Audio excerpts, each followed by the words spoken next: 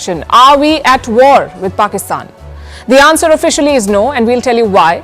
Meanwhile, there's a third party in this conflict. Pakistan is using Chinese weapons to strike at India. A special report on India's stellar air defense. We tell you how the Indian forces blocked drones and downed missiles from Pakistan. On international airwaves, India is winning the narrative war. We'll tell you how. Also debunking fake news and Pakistani propaganda designed to create panic. Tracking the IMF meeting. Will they bail out Pakistan again?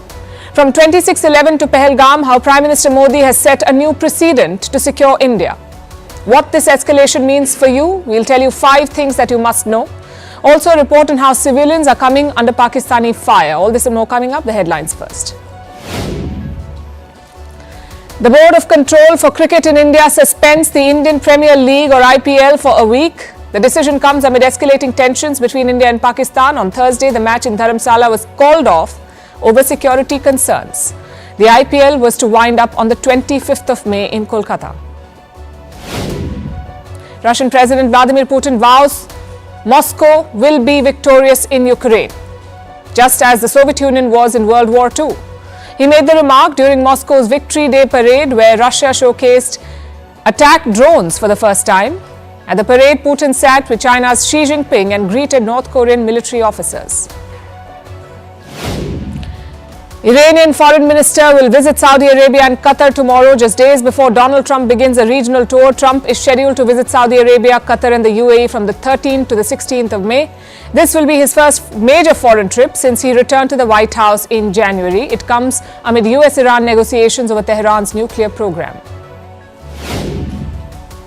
A Sri Lankan Air Force helicopter crashes during a graduation ceremony, killing 6 of the 12 military personnel on board. The helicopter plunged into a reservoir during a demonstration. The tragedy is the Sri Lankan Air Force's worst one since a Chinese-built aircraft crashed in 2020.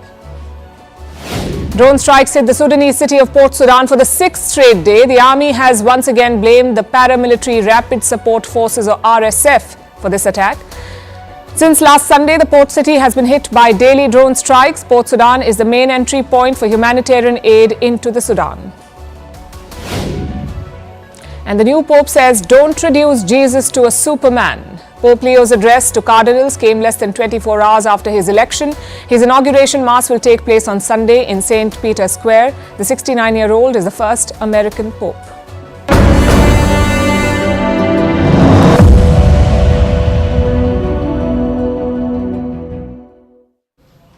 Different night, same story. Jammu has once again plunged into darkness. We are getting videos from different parts of the region. They show complete blackout in parts of Jammu.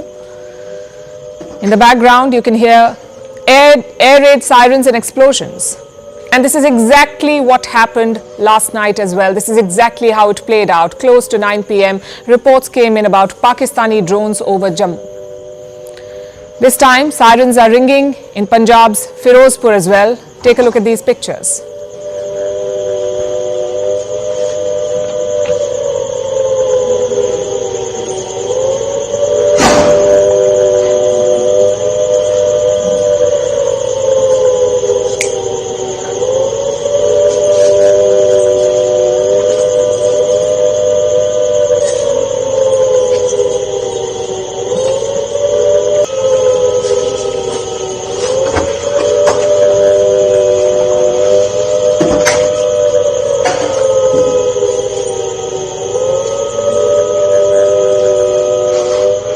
The Jammu and Kashmir Chief Minister is himself posting updates. He has confirmed sounds of explosions in Jammu, most likely from heavy artillery. That's what he said. He's also issued an appeal to the people living in this area. Stay off the streets and stay at home. That's what the Chief Minister is asking people to do.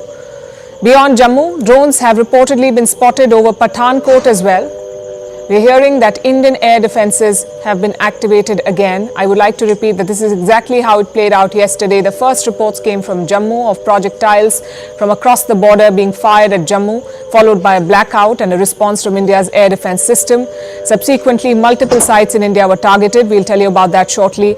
But this is playing out yet again for the second time in 2 days. The first reports again coming from Jammu. These are pictures from Firozpur, as you can see, and similar reports coming from Pathankot as well. The Chief Minister of Jammu and Kashmir making an appeal, asking people to stay indoors and a blackout, as you can see, is very much in place. Sirens ringing loud across these cities.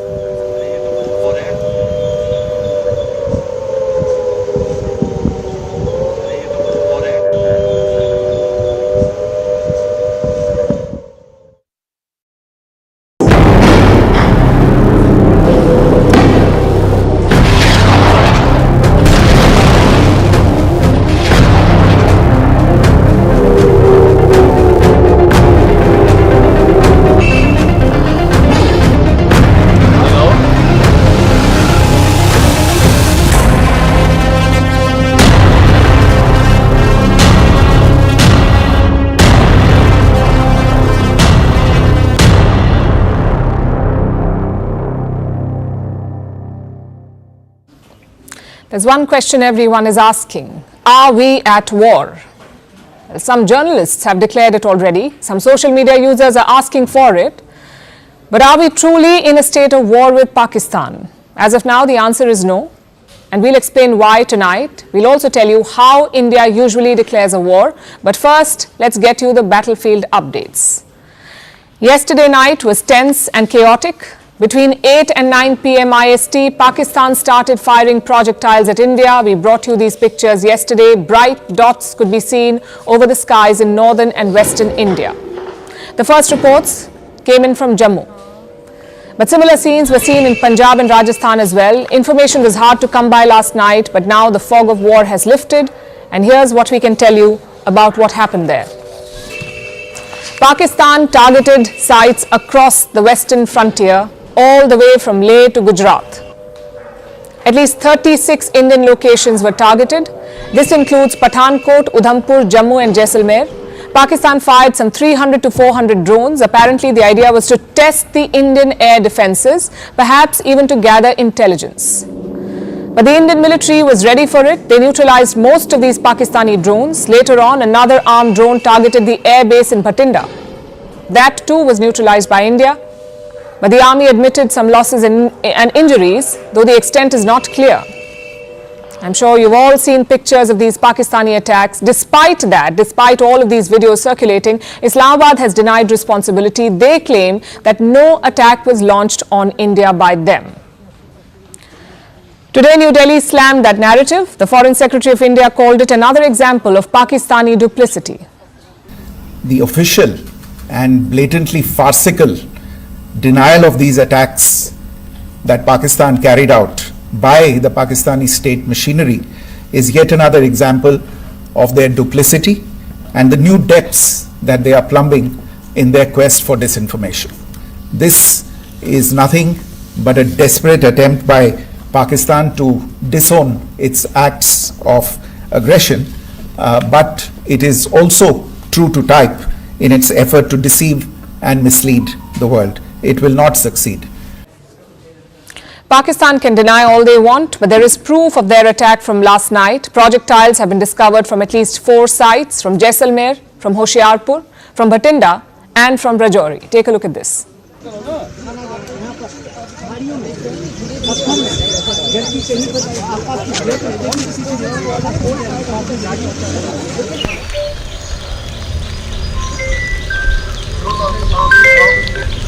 Hello ji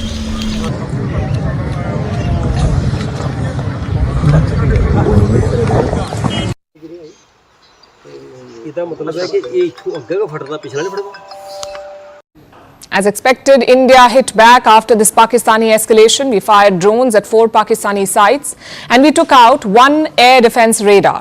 Now remember, 1 air defense system in Lahore was destroyed on Thursday morning, so this would mark the second successful hit. In other words, India has destroyed 2 air defense systems of Pakistan in one day.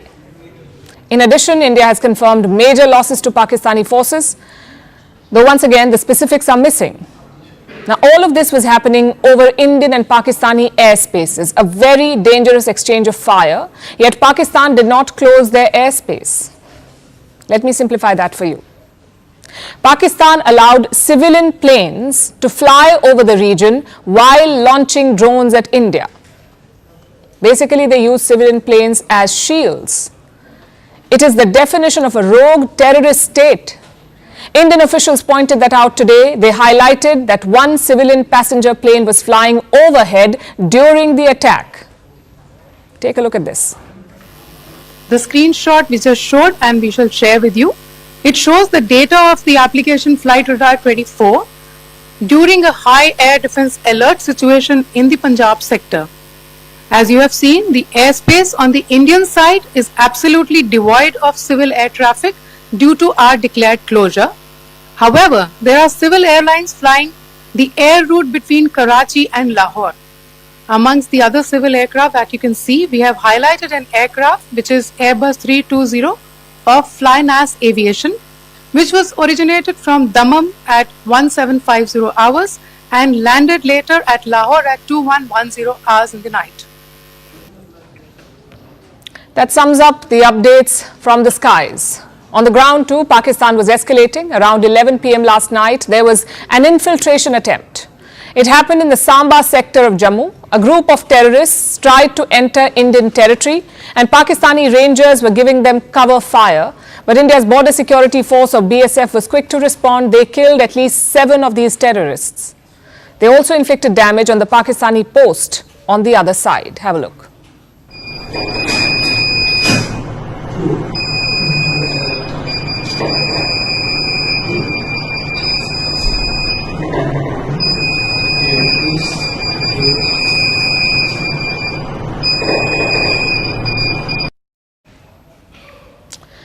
These are worrying signs for the region. A, Pakistan is escalating despite warnings from India. B, they are refusing to take responsibility for their attacks. And C, they are putting civilians at risk, both on land and in the skies. Look at what they're doing near the line of control. This is the de facto border between India and Pakistan, the LOC, line of control. And here Pakistan is openly firing at civilians. In the skies, they're putting airliners at risk. So India must be mindful of what we're dealing with. This is not a country that plays by the rules. This is a rogue, duplicitous country, which is why New Delhi is covering all bases. Today, Prime Minister Modi convened a meeting of the service chiefs. He took stock of the situation and the readiness. The Home Minister of India convened a meeting of the border security agencies. He spoke to the chiefs of the BSF, the Indo-Tibetan Border Police, and the CISF, the Central Industrial Security Force. So clearly India is ready for everything, which brings me back to the original question. Are we at war with Pakistan? The answer is no, and I'll tell you why. War refers to a sustained state of conflict. Both sides will look to keep escalating. They may also have clearly defined political or tactical goals. That is what a war technically is. We are not at that stage here. India certainly is not looking to escalate. New Delhi has called its actions measured and focused. And Pakistan, they have promised to attack India again, but it's not clear if they want to go beyond that. So as things stand, this is a tit-for-tat situation. This is a low-intensity conflict, but yes, it can explode into a full-fledged war at any point in time. Pakistan seems keen on it. Their defense minister says there is no option but war. Of course, this is the legendary Khwaja Asif. So let's wait for 24 hours to see if he makes another U-turn. Nonetheless, if war does break out, who declares it?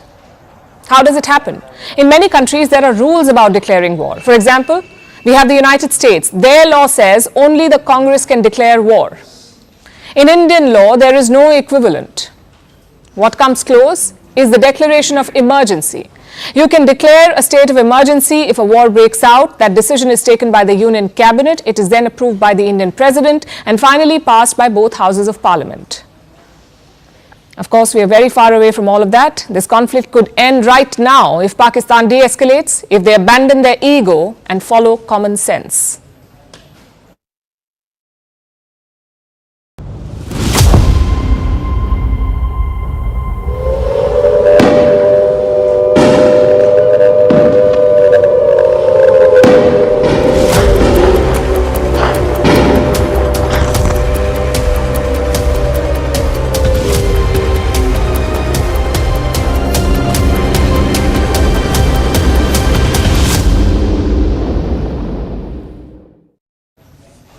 Pakistan strikes have exposed one more country, and that is China, their iron brother, ATM, an arms supplier. Pakistan is getting all the help from China. Beijing, which offered to mediate 2 days back, is not a spectator on the sidelines. It is an active player in this conflict. And I'll show you how with a video. This is a field in India's northern state of Punjab. This morning, some missile debris was recovered from here. No crater, no blast, just a wreck. It shouldn't have been there. And it shouldn't have fallen this way. Security teams have cordoned off the site, and some early but unconfirmed assessments are in. They say that this could be a Chinese PL-15 missile. China's so-called next-generation air-to-air missile. It is meant to be precise, fast and lethal. But from these pictures, it appears that the missile did not even detonate. It fell to the ground like a heap of metal. Was this an operation failure? Or was it just another Chinese product that did not work? Either way, India should take this discovery seriously because clearly Chinese hardware has been deployed against India. The PL-15 is one of China's most advanced munitions. It is designed by the Air Force of the PLA, the People's Liberation Army. This is the Chinese Air Force basically. The missile boasts a range of up to 300 kilometers. In theory, it can change course after it is fired. In theory, it can also outsmart jamming systems. But in practice, it just landed in a field in India. It is possible that the missile was fired during Pakistan's barrage last night. Remember, Indian air defenses have intercepted almost all incoming threats, missiles, drones, everything was shot down. A lot of debris has been found and it offers more clues of Chinese involvement. More photographs have surfaced online. One of them shows a part of a missile. You can see a serial number printed on it. There's also a small panel. Apparently, this is used to test the missile's tracking system. Another picture shows the tracking device itself. That's part of the missile which helps find its targets. If these claims are officially verified, this would be the first time a Chinese PL-15 was used in combat. It seems Pakistan just got these missiles. China is said to have delivered them right after the Pahalgam terror attack. So when India retaliated with Operation Sindoor, Pakistan may have decided to use these to fire back their fresh supply of Chinese weapons. Chinese jets too have seen some action.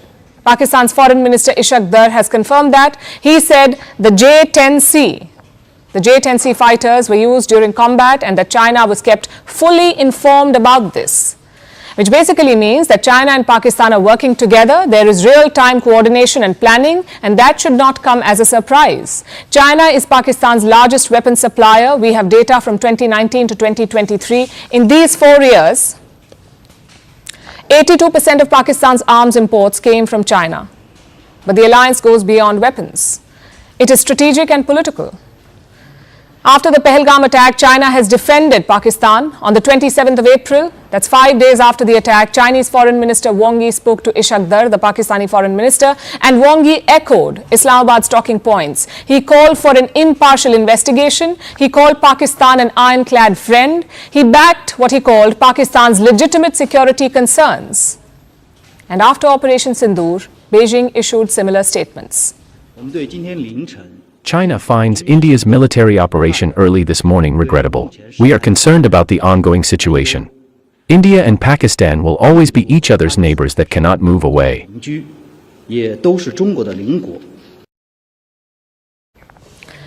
Clearly, China has picked a side. It may claim neutrality, but its actions say otherwise. It is arming Pakistan, it is advising Pakistan, it is defending Pakistan. China is a third party in this conflict. And it presents a broader threat to India, a threat that we cannot afford to ignore. Vantage continues after a short break.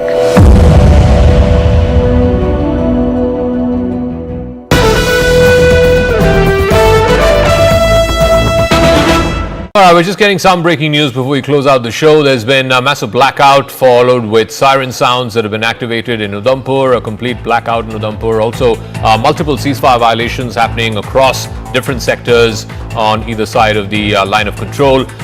So not yet quite the repeat of what we saw yesterday, but still heavy artillery firing happening on across the LOC. Akash has more details on this. Akash, so is it restricted to CFV violations and artillery shells right now? Are we seeing any kind of drone activity yet? Is there any possibility of a repeat of what happened yesterday, or it's following a familiar pattern? I'm hearing the sirens. In fact, here in Jammu, I'm not allowed to go outside because of the light and some sort of restrictions that are in place. Zaka, yes, we are learning about one drone attack here in Jammu. In fact, defense sources are telling us, and we have heard multiple firing sounds as well.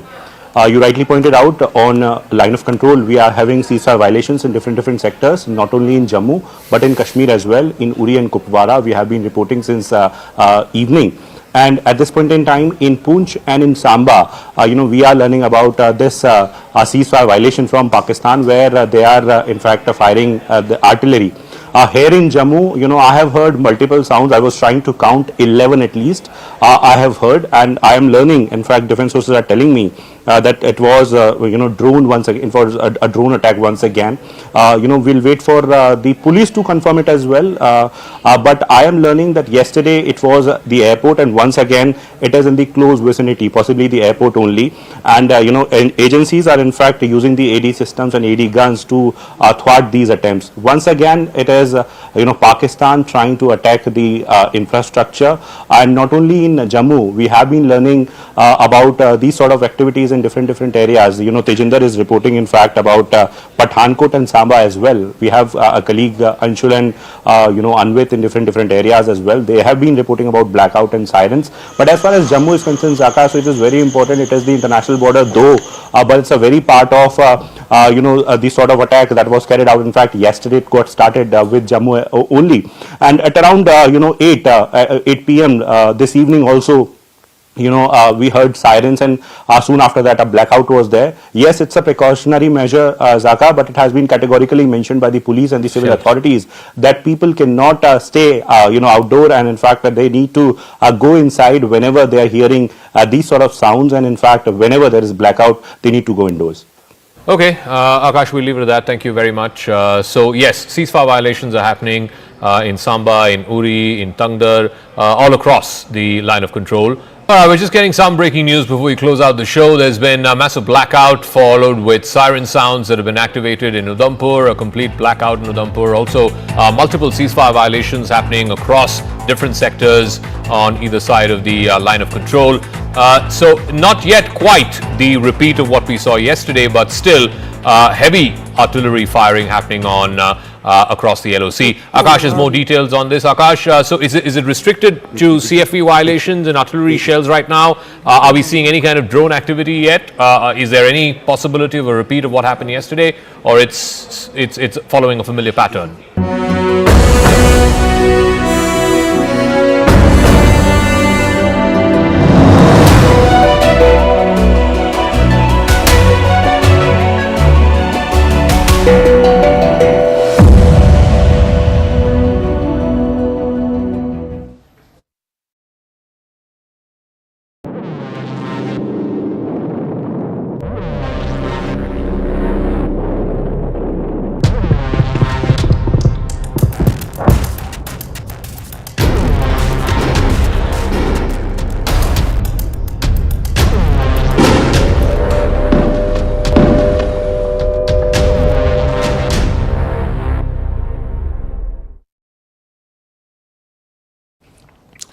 Let me tell you about last night. India's skies turned into a battlefield. Pakistan launched a brazen aerial assault. They fired 300 to 400 drones and some missiles.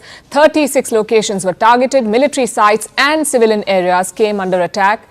This was across northern and western India. Pakistan's intentions were pretty clear.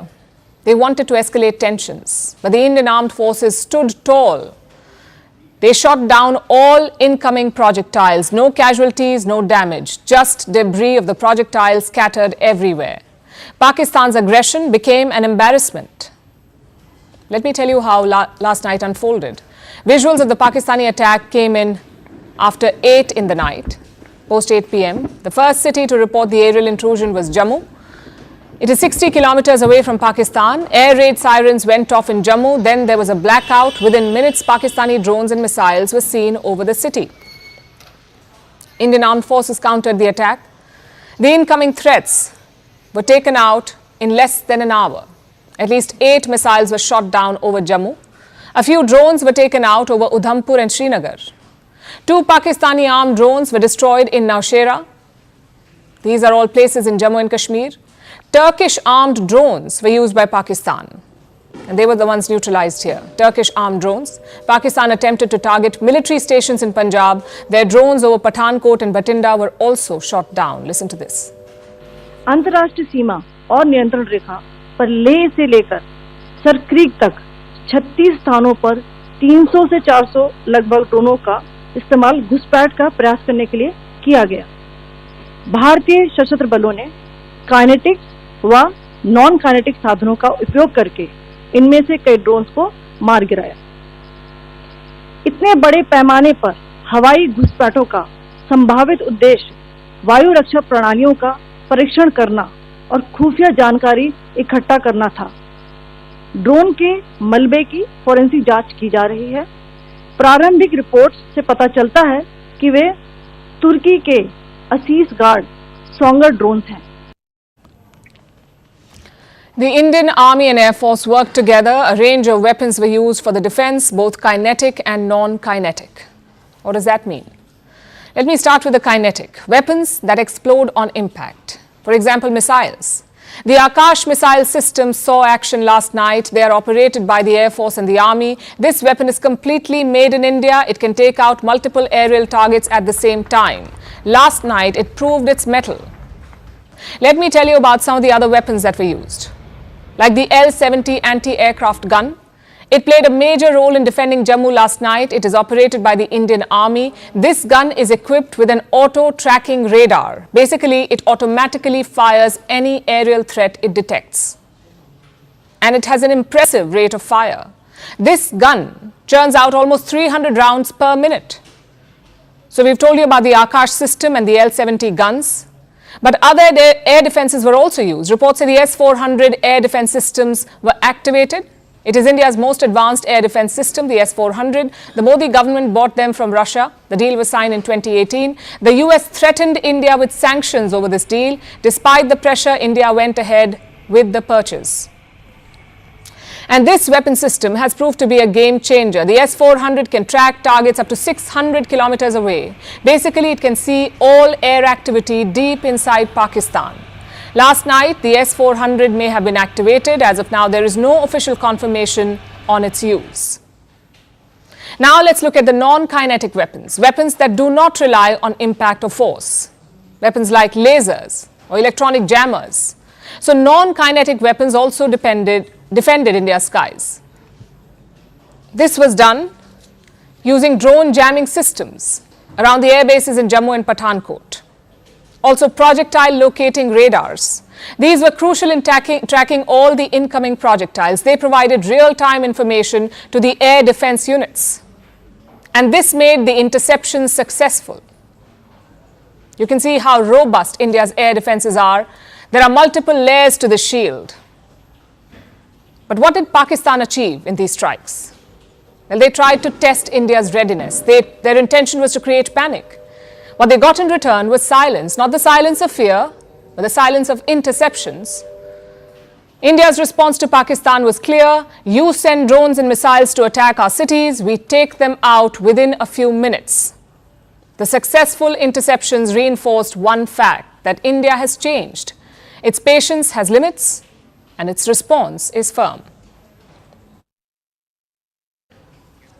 We're taking you back to the developing situation at the border. Pakistani drones are being reported in the skies over northern and western India yet again for the second time in 2 days. What we saw yesterday is playing out all over again. There's a total blackout in parts of Jammu. These are the latest pictures that we have for you. The Jammu and Kashmir Chief Minister has confirmed explosions in the region, but he said it was most likely artillery firing. Reports say drones have been spotted over Samba, Kathua and Nagrota in Jammu. We're getting multiple videos from these regions. You can hear air raid sirens and explosions in the background. Beyond Jammu, drones have been reported in Punjab's Firozpur and Pathankot, as well as Rajasthan's Jaisalmer. And this is exactly what happened last night as well. Just before 9 p.m., reports came in about Pakistani drones over Jammu. We learnt later that Pakistan had fired more than 400 drones across the western frontier, most of which were neutralized by India. Like yesterday, we are hearing that Indian air defenses have been activated again. This is a developing situation. We'll keep track of it for you. Multiple places in India along the western border, seeing a repeat of what we saw yesterday. Projectiles coming from the Pakistani side being neutralized by the Indian air defenses.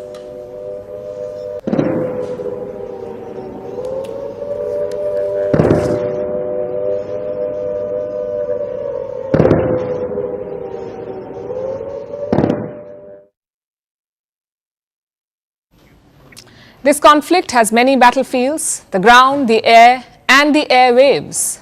It is being fought not just with missiles and drones, but also in newsrooms, on prime time, in interviews streamed across the globe.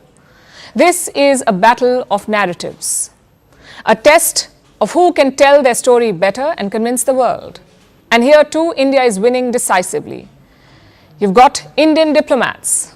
They're calm and collected, their responses are measured, every rebuttal is backed with facts. On the other side are Pakistani ministers. They think it's fun to wing it on air. And you've got to hand it to Islamabad. For a country that loves war metaphors, they're shockingly bad at the war of words.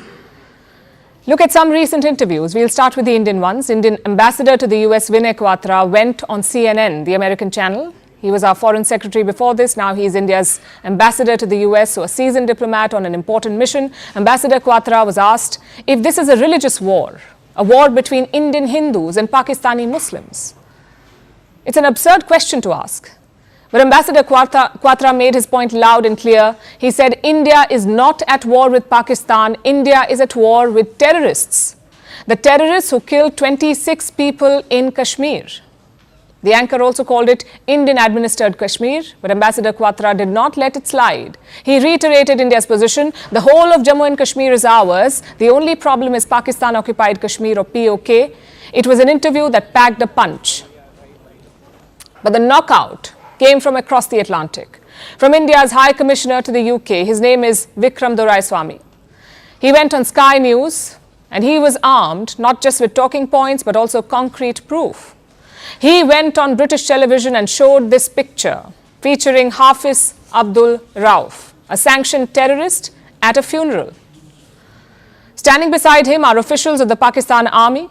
The picture tells you everything you need to know. Pakistan is not just supporting terrorists, Pakistan is standing shoulder to shoulder with them. You may think, why are Indian diplomats going on foreign channels to make their point? Why are they facing Western grilling? Well, the logic is quite simple. This narrative war is all about perception. If you cannot tell and defend your story, someone else will twist it and write it for you. So that's what India's diplomats are doing. They are defending India's story. Now let's look at the other side of the border, which is quite chaotic, I must tell you. Pakistan has no dearth of talking heads. In fact, they had quite the army to send to foreign channels, like Defence Minister Khwaja Asif, Information Minister Ataullah Tarar and former Foreign Minister Bilawal Bhutto. Instead of defending, they are scoring own goals. They don't offer facts. They come with feelings and Freudian slips. Take Defence Minister Khwaja Asif. He went on Sky News. He was asked if Pakistan backs terror groups, and this is what he had to say.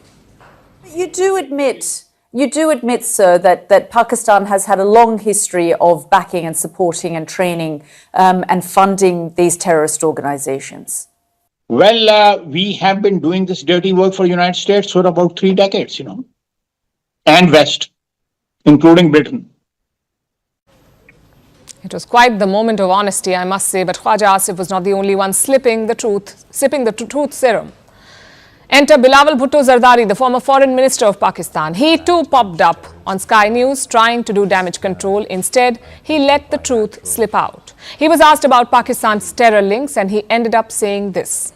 I don't think that it's a secret that Pakistan has a past as far as extremist groups are concerned. And as a result of this, we have suffered. Pakistan has suffered. Credit where it's due. This is more honesty than we're used to hearing from Islamabad. Bilawal Bhutto is right, of course. Pakistan does have a terror-linked past. But he skipped a tiny detail. Pakistan also has a terror-linked present. And if things keep going this way, a terror-linked future too. So should Pakistan's ministers get some media training? Well, we can offer some tips. Before setting your ministers loose on BBC and CNN, run a few mock interviews. Or better still, just watch India's diplomats for some time. Take notes. And if that's too much work, here's an easier option. Stick to state TV, read from a script, blame a foreign hand and hope that the world is not watching.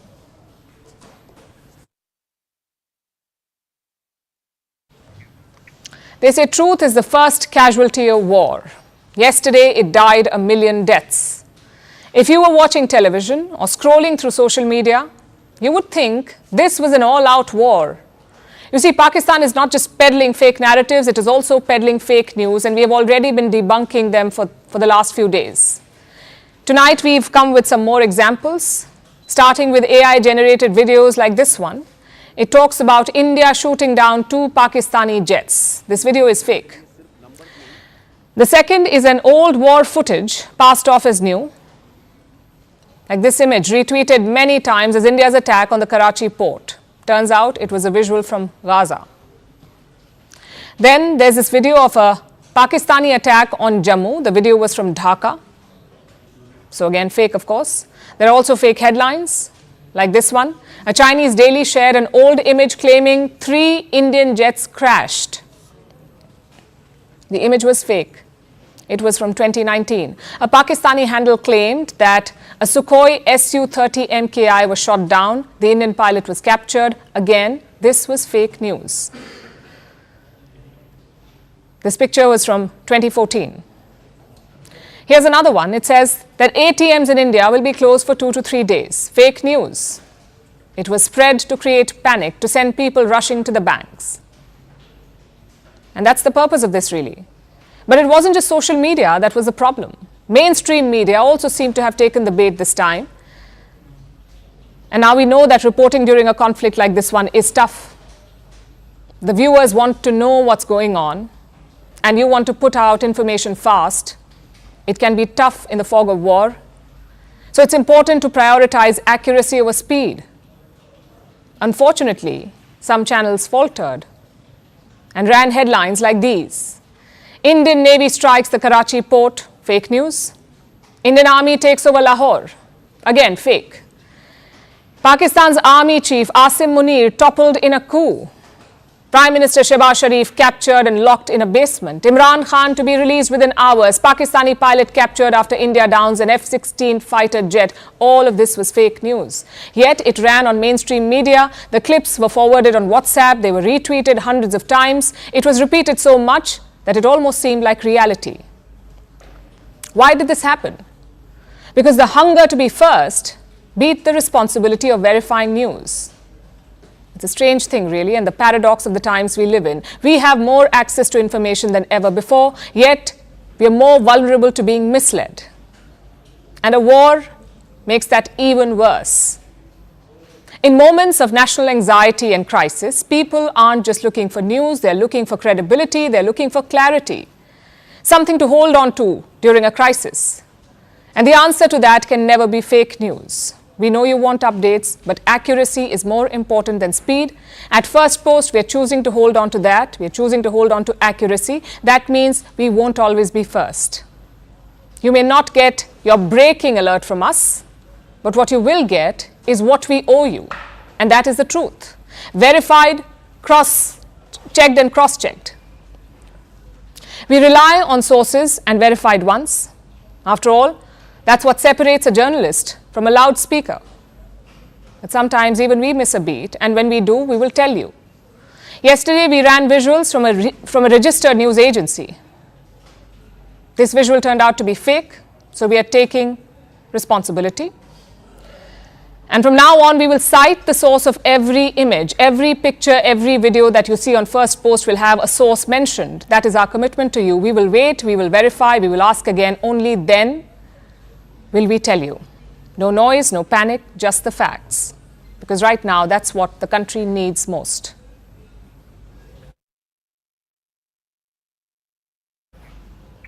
As missiles fly across the border, Pakistan has opened another front, not with weapons, but with a plea. They want more cash. Today, the IMF is holding a crucial meeting. That's the International Monetary Fund. It is Pakistan's last financial lifeline. The IMF will decide Pakistan's financial future. It will assess their current progress and take a call on giving them more money. The stakes are very high. It's a make or break moment for Pakistan's economy. So hours before the IMF meeting, Islamabad put out a not so subtle appeal on X. The post came from Pakistan's Economic Affairs Division. It openly asked for more loans. It cited the current conflict with India. It referred to the recent stock market crash. And it urged the world to help de-escalate. Now, let me be clear. This is not a fake account. This was an official government handle of Pakistan openly begging for money in the middle of a military standoff with India. Of course, the internet reacted instantly. India's very own PIB, Press Information Bureau, joined in with a sharp dig. Soon the backlash grew and Pakistan scrambled for cover. A clarification was issued. Pakistan claimed that this account was hacked and the post was not an official statement. But the damage was done. Now the spotlight shifts to the IMF. Will they grant Pakistan the next tranche of loans? Around $2 billion are on the table, and this is in two parts. One half is a $1 billion tranche. This is out of the $7 billion bailout package that has been promised to Pakistan. The second half is a new loan, a loan worth $1.3 billion. Pakistan is asking for more funds under the IMF's Climate Resilience Program. Climate Resilience Loan Program. They want $1.3 billion. So today's meeting can unlock upwards of $2 billion for Pakistan. This money is critical for them. Without it, they will plunge deeper into crisis. The country is already sinking under debt. Their external liabilities now exceed $130 billion. Foreign reserves are just about $15 billion, which is barely enough to pay for 3 months of imports. And there are significant payments due. This year, Pakistan has to pay its lenders $22 billion. Nearly $13 billion of that is owed to bilateral partners, and one of them is, of course, China. It is Islamabad's single largest creditor, also its biggest weapon supplier. Of course, India is watching the IMF meeting closely. New Delhi will have representation there, and they will want the IMF to block the money. India's Foreign Secretary Vikram Misri issued a statement today. He called on the IMF to look hard at the facts. He pointed to Pakistan's long history and bailout packages. And India has a strong case here. Pakistan has received 24 IMF bailouts since 1958. That is the highest number for any country in the world ever, 24 bailouts. So India is raising some very tough questions. It wants the IMF to ask how that money has been used. जहाँ तक IMF bailout का सवाल है, आपको ज्ञान होगा कि IMF की आज मीटिंग हो रही है. हम वहाँ पे अपना पक्ष रखेंगे और जो हमारा मत है इन चीज़ों को लेके वहाँ पे साझा करेंगे दूसरे मेंबर्स के साथ. ये बोर्ड पे निर्भर है कि वहाँ पे क्या निर्णय होता है. In the backdrop of the Pahalgam terror attack and Pakistan's provocations since, India's message is clear. Agencies like the IMF should stop giving aid to Pakistan blindly. Clearly, that money is funding terrorist groups. India has impressed the same upon its partners. Yesterday, there was a surprise visitor in New Delhi. Saudi Arabia's junior foreign minister, his name is Abdul Al-Jubair. He met with India's External Affairs Minister S. Jaishankar. Jaishankar discussed the issue of cross-border terrorism with him, and today Al-Jubair is in Islamabad, presumably to share that same message, to try to get Pakistan to behave itself. As for the Americans, they aren't too keen to interfere right now. That is what Vice President J.D. Vance has said. What we can do is try to encourage these folks to de-escalate a little bit, but we're not going to get involved in the middle of war. That's fundamentally none of our business and has nothing to do with America's ability to control it. America is keeping its hands off this conflict. That's the message from J.D. Vance, their vice president. But behind the scenes, their diplomats have been busy. America's acting ambassador in Islamabad called on Pakistan's interior minister today. We'll have to wait for the outcome and for the IMF's decision. India says it will present its case firmly. Pakistan will try to spin the narrative. It says the IMF deal is about ensuring stability. But the thing is, stability cannot come with missiles in the sky and a begging bowl in hand. Let's once again check in on the situation at the border. Pakistani drones are being reported in the skies over northern and western India for the second straight night today. There's a total blackout in sites near the border. These are the latest images that we have. The Jammu and Kashmir Chief Minister has confirmed explosions in Jammu. He said it was most likely artillery firing. Reports say drones have been spotted over Rajouri, Samba, Kathua, Nagrota in Jammu. We're getting multiple videos from these regions. You can hear air raid sirens and explosions in the background. Take a look at this clip from Samba.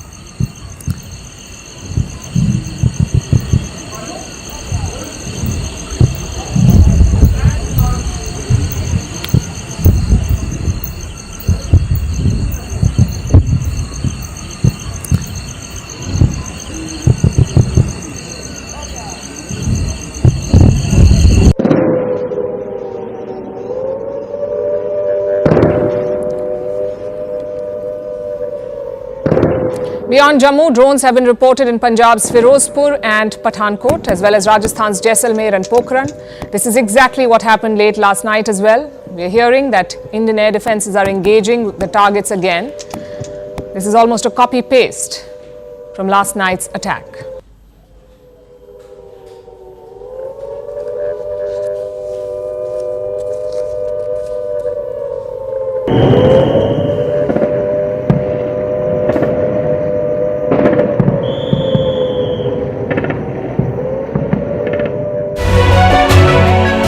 Vantage continues after a short break.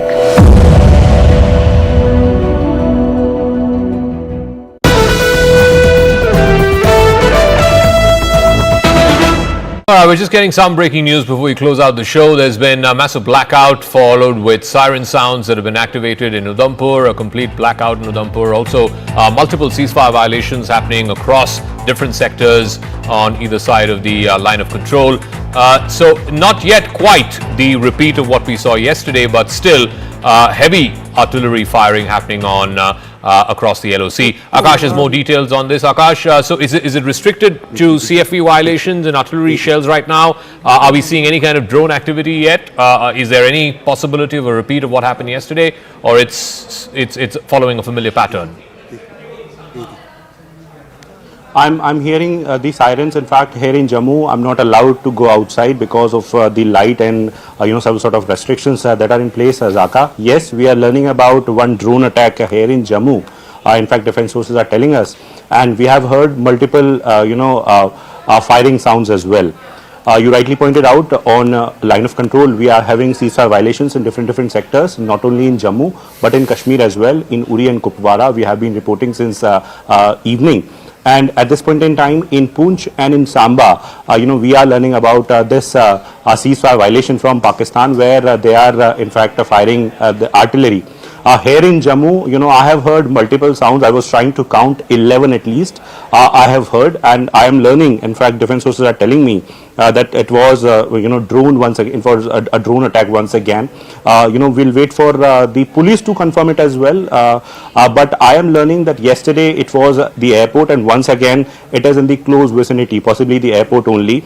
And agencies are in fact using the AD systems and AD guns to thwart these attempts. Once again, it is Pakistan trying to attack the infrastructure, and not only in Jammu. We have been learning about these sort of activities in different areas. Tejinder is reporting in fact about Pathankot and Samba as well. We have a colleague Anshul and Anvit in different areas as well. They have been reporting about blackout and sirens. But as far as Jammu is concerned, Zaka, so it is very important. It is the international border though, but it's a very part of the sort of attack that was carried out. In fact, yesterday it got started with Jammu only, and at around 8 p.m. This evening also, we heard sirens, and soon after that a blackout was there. Yes, it's a precautionary measure, Zaka, but it has been categorically mentioned by the police and the civil authorities that people cannot stay outdoor, and in fact that they need to go inside whenever they are hearing these sort of sounds, and in fact whenever there is blackout they need to go indoors. Okay, Akash, we'll leave it at that. Thank you very much. So yes, ceasefire violations are happening in Samba, in Uri, in Tangdar, all across the line of control. We're just getting some breaking news before we close out the show. There's been a massive blackout followed with siren sounds that have been activated in Udhampur, a complete blackout in Udhampur. Also, multiple ceasefire violations happening across different sectors on either side of the line of control.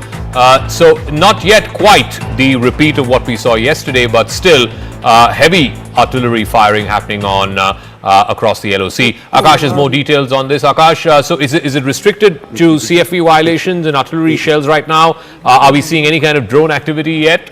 Is there any possibility of a repeat of what happened yesterday, or it's following a familiar pattern? I'm hearing the sirens. In fact, here in Jammu, I'm not allowed to go outside because of the light and some sort of restrictions that are in place as Zaka. Yes, we are learning about one drone attack here in Jammu. In fact, defense forces are telling us, and we have heard multiple firing sounds as well. You rightly pointed out on line of control, we are having ceasefire.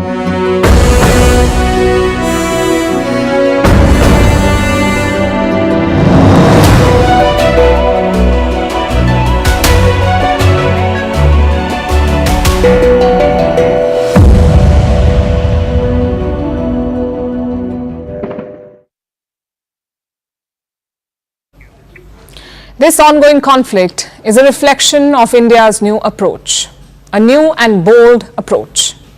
It's very different from the past. Let's go back to 2008. Pakistani terrorists attacked the financial heart of India. I'm talking about 26/11. They targeted iconic landmarks in Mumbai. 26/11-2008. Terrorists from Pakistan killed more than 160 people. It was a deadly and daring attack. It left India grieving and angry. Back then, the world expected India to hit back, to use some sort of military action against Pakistan, but none came. New Delhi chose legal and diplomatic means. The United Nations Security Council condemned the attack. They also put some of the plotters on their sanctions list. 2008. Justice is yet to be served. Those plotters continue to roam free in Pakistan. Now cut to 2016. 4 terrorists attacked an Indian army base in Uri. They killed 19 Indian soldiers. Again, India had 2 options to choose from: diplomatic means or military means. This time, Prime Minister Modi was leading the country. He chose the second option. He ordered a surgical strike across the line of control. Now, this decision was not sudden. Prime Minister Modi gave ample chance to Pakistan. He made a surprise visit to Lahore in 2015, and while there, he attended Nawaz Sharif's granddaughter's wedding. He put his best foot forward. In 2016, he allowed a Pakistani team to visit the Pathankot air base. The goal was to jointly investigate a terror attack. So Prime Minister Modi gave multiple chances to Pakistan, but finally he ran out of patience. After the Uri attack, he set a new strategic precedent. If you attack, we will hit you back. No more free passes. That precedent was upheld in 2019 as well. After the Pulwama attack, Indian jets bombed Pakistani terror camps. Same in 2025. After Pahalgam, India struck 9 terror camps. Each attack has been more daring than the last one. At the same time, India has not abandoned the diplomatic route. We have kept up pressure on global forums. In 2019, we got the United Nations Security Council to sanction Masood Azhar. He is the chief of the Jaish-e-Mohammed. It took us more than 10 years to get him blacklisted. In 2023, we scored another victory. The United Nations Security Council blacklisted Lashkar terrorist Abdul Rahman Makki. So the diplomatic campaign is very much alive. The military campaign is about added pressure. It's about imposing a cost on such terror attacks. And the logic is simple. Pakistan must realize that every attack will be responded to. Every death will be avenged. The hope is that this will eventually deter Islamabad. There are critics to this approach. They say the surgical strike did not prevent Pulwama and Balakot did not prevent Pahalgam. So why would Operation Sindoor be any different? Well, the thing is, no policy is guaranteed to succeed. But there is a sound logic here. Eventually, these reprisals will begin to take a toll because the cost is rising every time. The surgical strike was a limited ground operation. Balakot was an airstrike, and Sindoor was an expansive anti-terror campaign. Even the headquarters of the Lashkar and the Jaish-e-Mohammed were hit this time. So like I said, the cost is rising every time. Perhaps eventually it will establish deterrence. But this policy requires boldness and a risk-taking appetite, and Prime Minister Modi has displayed both. Pakistan has always used the nuclear card to deter India. If you attack, things could go nuclear. That's been their threat. That was always the threat from Islamabad. We'll use nuclear bombs. But Prime Minister Modi called their bluff. It's very clear now that you can attack Pakistan conventionally. You do not need to fear the nuclear angle. Secondly, it's a risk to India's larger ambitions. Our goal is to become a hub of manufacturing and innovation, to become a developed country by 2047. Viksit Bharat is what we call it. To become a major world power. A war would put these goals at risk. But Prime Minister Modi is willing to take that chance. He is putting safety and sovereignty over everything else. It is a sign of bold and decisive leadership. Only time will tell whether it succeeds.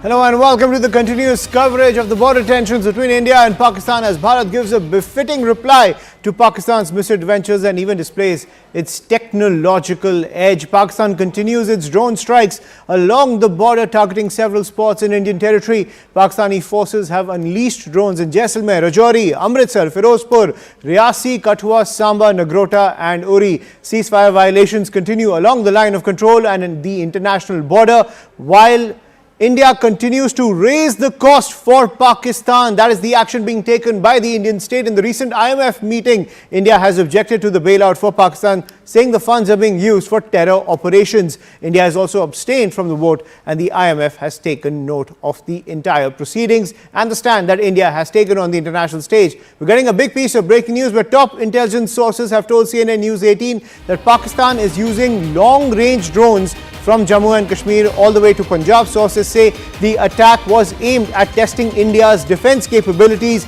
India also engaged in drone strikes in different parts of Pakistan. So India continues to give a befitting reply to Pakistan's misadventures along the border. India also responded with heavy firing at the line of control as well as the international border. Pakistan's crucial posts were damaged in India's counter-strike. Today, a small quantity of ammunition was also added when it comes to the entire situation along the border. And also what we are learning is that several posts have been damaged by India's counter-strike against Pakistan, even at the LOC and the international border. This comes as Pakistan continues to launch those drone strikes along the international border and the LOC, but India also giving a befitting reply. Top intelligence sources telling CNN News 18 that India has also taken strikes in different parts of Pakistan. India countering the entire offensive coming in from Pakistan. India also engaging in drone strikes in different parts of Pakistan. India has also responded with heavy firing at the line of control as well as the international border. Pakistan's crucial posts have been damaged in the ensuing gunfight that has taken place from across the Indian side towards Pakistani posts, and several Pakistani posts have now been damaged. So India also raising the cost for Pakistan when it comes to the offensive along the border, namely the LOC and the international border. But as you can see, Pakistan not relenting, using these drone strikes in sensitive areas like Rajouri, Uri, as well as in Rajasthan and Punjab to counter India. But India also countering Pakistan with drone strikes as well as firing at the LOC as well as the international border. India is also raising the cost at the international stage with actions at the IMF, and India is also its air defense system is also taking action by preventing the damage being caused by these drones coming in from Pakistan, making sure that there is 100% repulsion of these drones that are coming in from Pakistan. To get more details on Pakistan's strategy going forward and India's counter-offensive, I'm joined by my colleague Akash Sharma on the broadcast. Akash, give us the details. Right, so yesterday we saw that how Pakistan launched a number of attacks towards India, starting from Jammu, to then extending towards the northern parts, where we got to know that in Ladakh also, in Leh in fact they have targeted several military infrastructure, and then down towards Gujarat and Rajasthan they have also tried several sort of targets.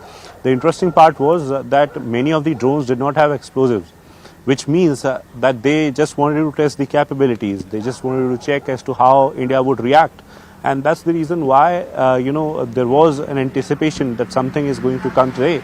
And now today also at around 8 p.m., starting from 8 p.m., we have seen that how in the areas like Rajouri, in the areas like, Jammu, Samba, and in fact, several places in Punjab and also in Rajasthan, we have seen that how, these drones were tried. And 2-3 points that are very clear out of these attempts. First one is of course the fact that Pakistan is somewhere showing the sort of capability where they are in fact able to attack from their home to a place that is at a distance of more than 100 kilometers, in fact 200 kilometers in some cases. Then they have in fact at the LC they are violating the ceasefire with artillery, even when they don't have enough of artillery ammunition. They have been violating ceasefire, and it is happening across the LC in the multiple sectors. In Kashmir, if you talk about Uri, Kupwara, Baramulla and all these areas close to LC, so violation has been happening, and artillery shells, in fact artillery is being fired. Civilians are being targeted. Similarly in Jammu region as well, we have seen that how in Poonch ceasefire violation is happening, and it is not limited to LC only. We have a violation at the international border as well, where they are firing the artillery. So a number of things are happening, and there is an indication that something big is going to happen from Pakistani side, given that today's drones have explosives as well. In fact, our investigation editor Manoj Gupta is bringing us these details that how the the drones that are being used today have the small quantity of ammunition, in fact the explosives as well. So clearly, clear indication of provocation, and not just provocation, but an action that is out of frustration because of the fact that, in the initial days, in fact, the initial attacks, Pakistan has in fact seen the sort of capabilities that Indian armed forces have, and this is the reason why the same design is being used with a sort of modification, a bit of modification. In Punjab, several locations were targeted. In fact, several military infrastructure were targeted in Kashmir and in Jammu region as well. Right, and Akash, you're currently reporting from the Jammu region. What is the situation there right now? Clearly, it seems that the blackout is still in effect. What is the kind of pulse on the ground right now in the Jammu area? So no more sirens, but we have been asked to not to open our camera light and report on road, and that's the reason why my camera light is in fact off. I'll try to show you some visuals. It's all all silent here on the road. People are not at the road, also because it's the night time, but in general in routine days you used to see a lot of chatter, a lot of people on this particular road. This is road close to the railway station, where we earlier had a lot of people on a daily basis, but now since these are not the routine times, normal days, that's the reason why we don't have people. In fact, blackout is no more there in Jammu, because we have got electricity back in the park there. Rajesh Bhardwaj is showing you the visuals, but since some police personnel were there and they saw us reporting live, so they asked us to switch off our camera light for the safety, and that's why we have not in fact switched on our camera light. But yes, as far as Jammu is concerned, so in the both days, not just today but yesterday as well, we have noticed that how it is starting from here.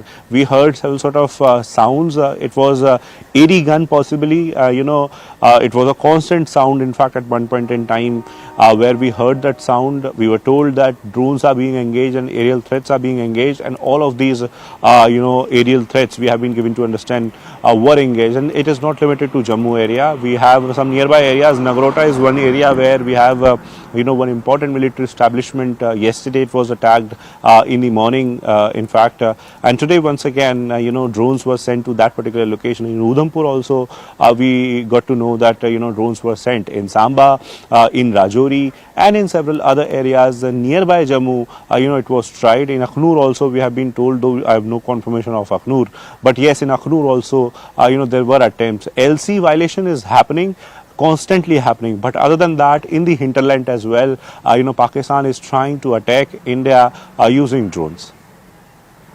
Right. Thank you, Akash, for getting us the latest. That's the update coming in from Jammu. I'm also joined by Ishan Wani, who's reporting from Srinagar. Ishan, given the fact that Pakistan is unrelenting in its offensive with a second wave of drone strikes today, what is the latest from Srinagar now? Well, for the first time, we have drone strikes and attempts to actually strike the Srinagar airport, which is also an air station of the Indian Air Force, and also the air base in Avantipur, which is a full-fledged air base of the Indian Air Force. The attempt was made there to target them, to dislodge and to ensure that they inflict damage on these crucial assets of the defense personnel in Jammu and Kashmir. Look, they are very crucial for the defense forces. We don't want to give out operation details, but very essential for the forces. So that's why there was an attempt being made to take drones there and possibly target some areas, some crucial areas in the airport in Srinagar and as well as airbase in Avantipur.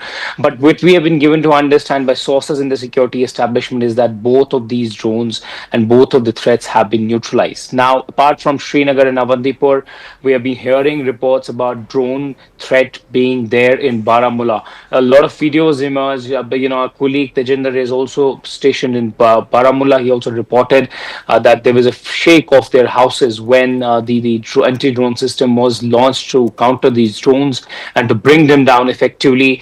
But we have been given to understand that 6 to 8 is the number by the sources telling us that where the drones in Srinagar, Avantipur and Baramulla, which were brought down, it is still blackout, no lights outside, and the curtains are on. Everything for the first time is on action mode. The administration, the officials are in their offices as a precautionary measure. We are told that the highest level of alertness is being maintained to ensure that if there is any challenge that can arise through the use of these drones, that is immediately eliminated. There are reports that multiple places in Baramulla have also had drone sightings. There can be a possibility of them not being present there and then people suspecting that it's a drone. But the establishment has readied its air defense system that whenever in their radar there is any drone which flies in the important and crucial zones, that they are completely destroyed and decimated. We saw that yesterday, the government of India, the MHA, the defense ministry said that none of the drones was allowed to actually come down or attack any place whatsoever to inflict any damage or casualties. Whether it's Pakistan testing India's waters, whether they are trying to play tricky games, that is something that the government, the police and the security agencies are keeping a very close, tight eye on.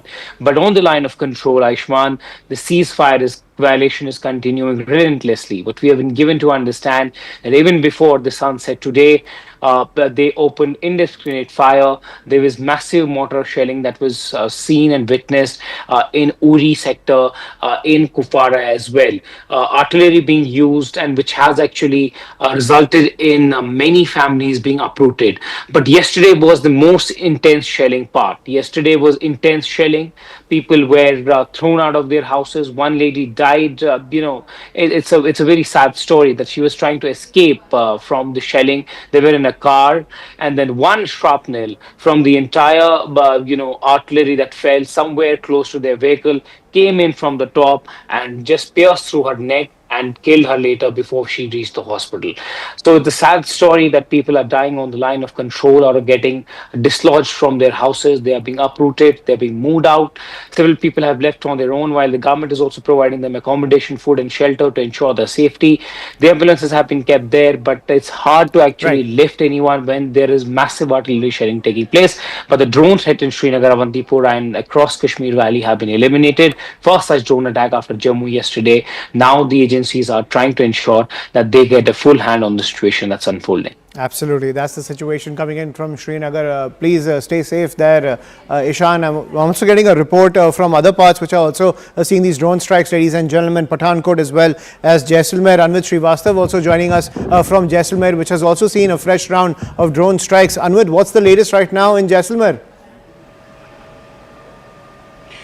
Ayushman, we are right now in Jaisalmer at a location that is closer to the border, and we are far from the city because we are closer to the border. And the the international border, lies hardly 70 to 80 kilometers from here, because the last village, Ramgarh, there the vehicular movement beyond that has been stopped. Army has taken over, and they are not allowing media and civilians beyond that point. But where we are right now, last night a lot of shelling was reportedly seen from this point as well where we're standing. But today the skies are comparatively clear, as you can see. But yes, the complete blackout, as you can see, the street lights are all off.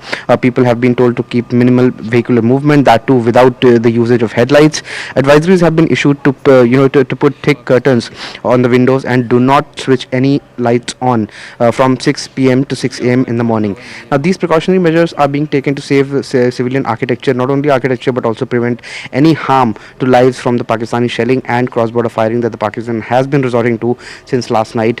The number of shells rained was so high in this area in Jaisalmer that today not only one such bomb had to be defused by the military in Kishangarh area of Jaisalmer, but another was also discovered which had remained unattended and was reported by the local villagers. So much of shelling had taken place yesterday, and so much of drone attacks could be visible from the point where we're standing right now, that fear and uncertainty loom as villagers stay indoors.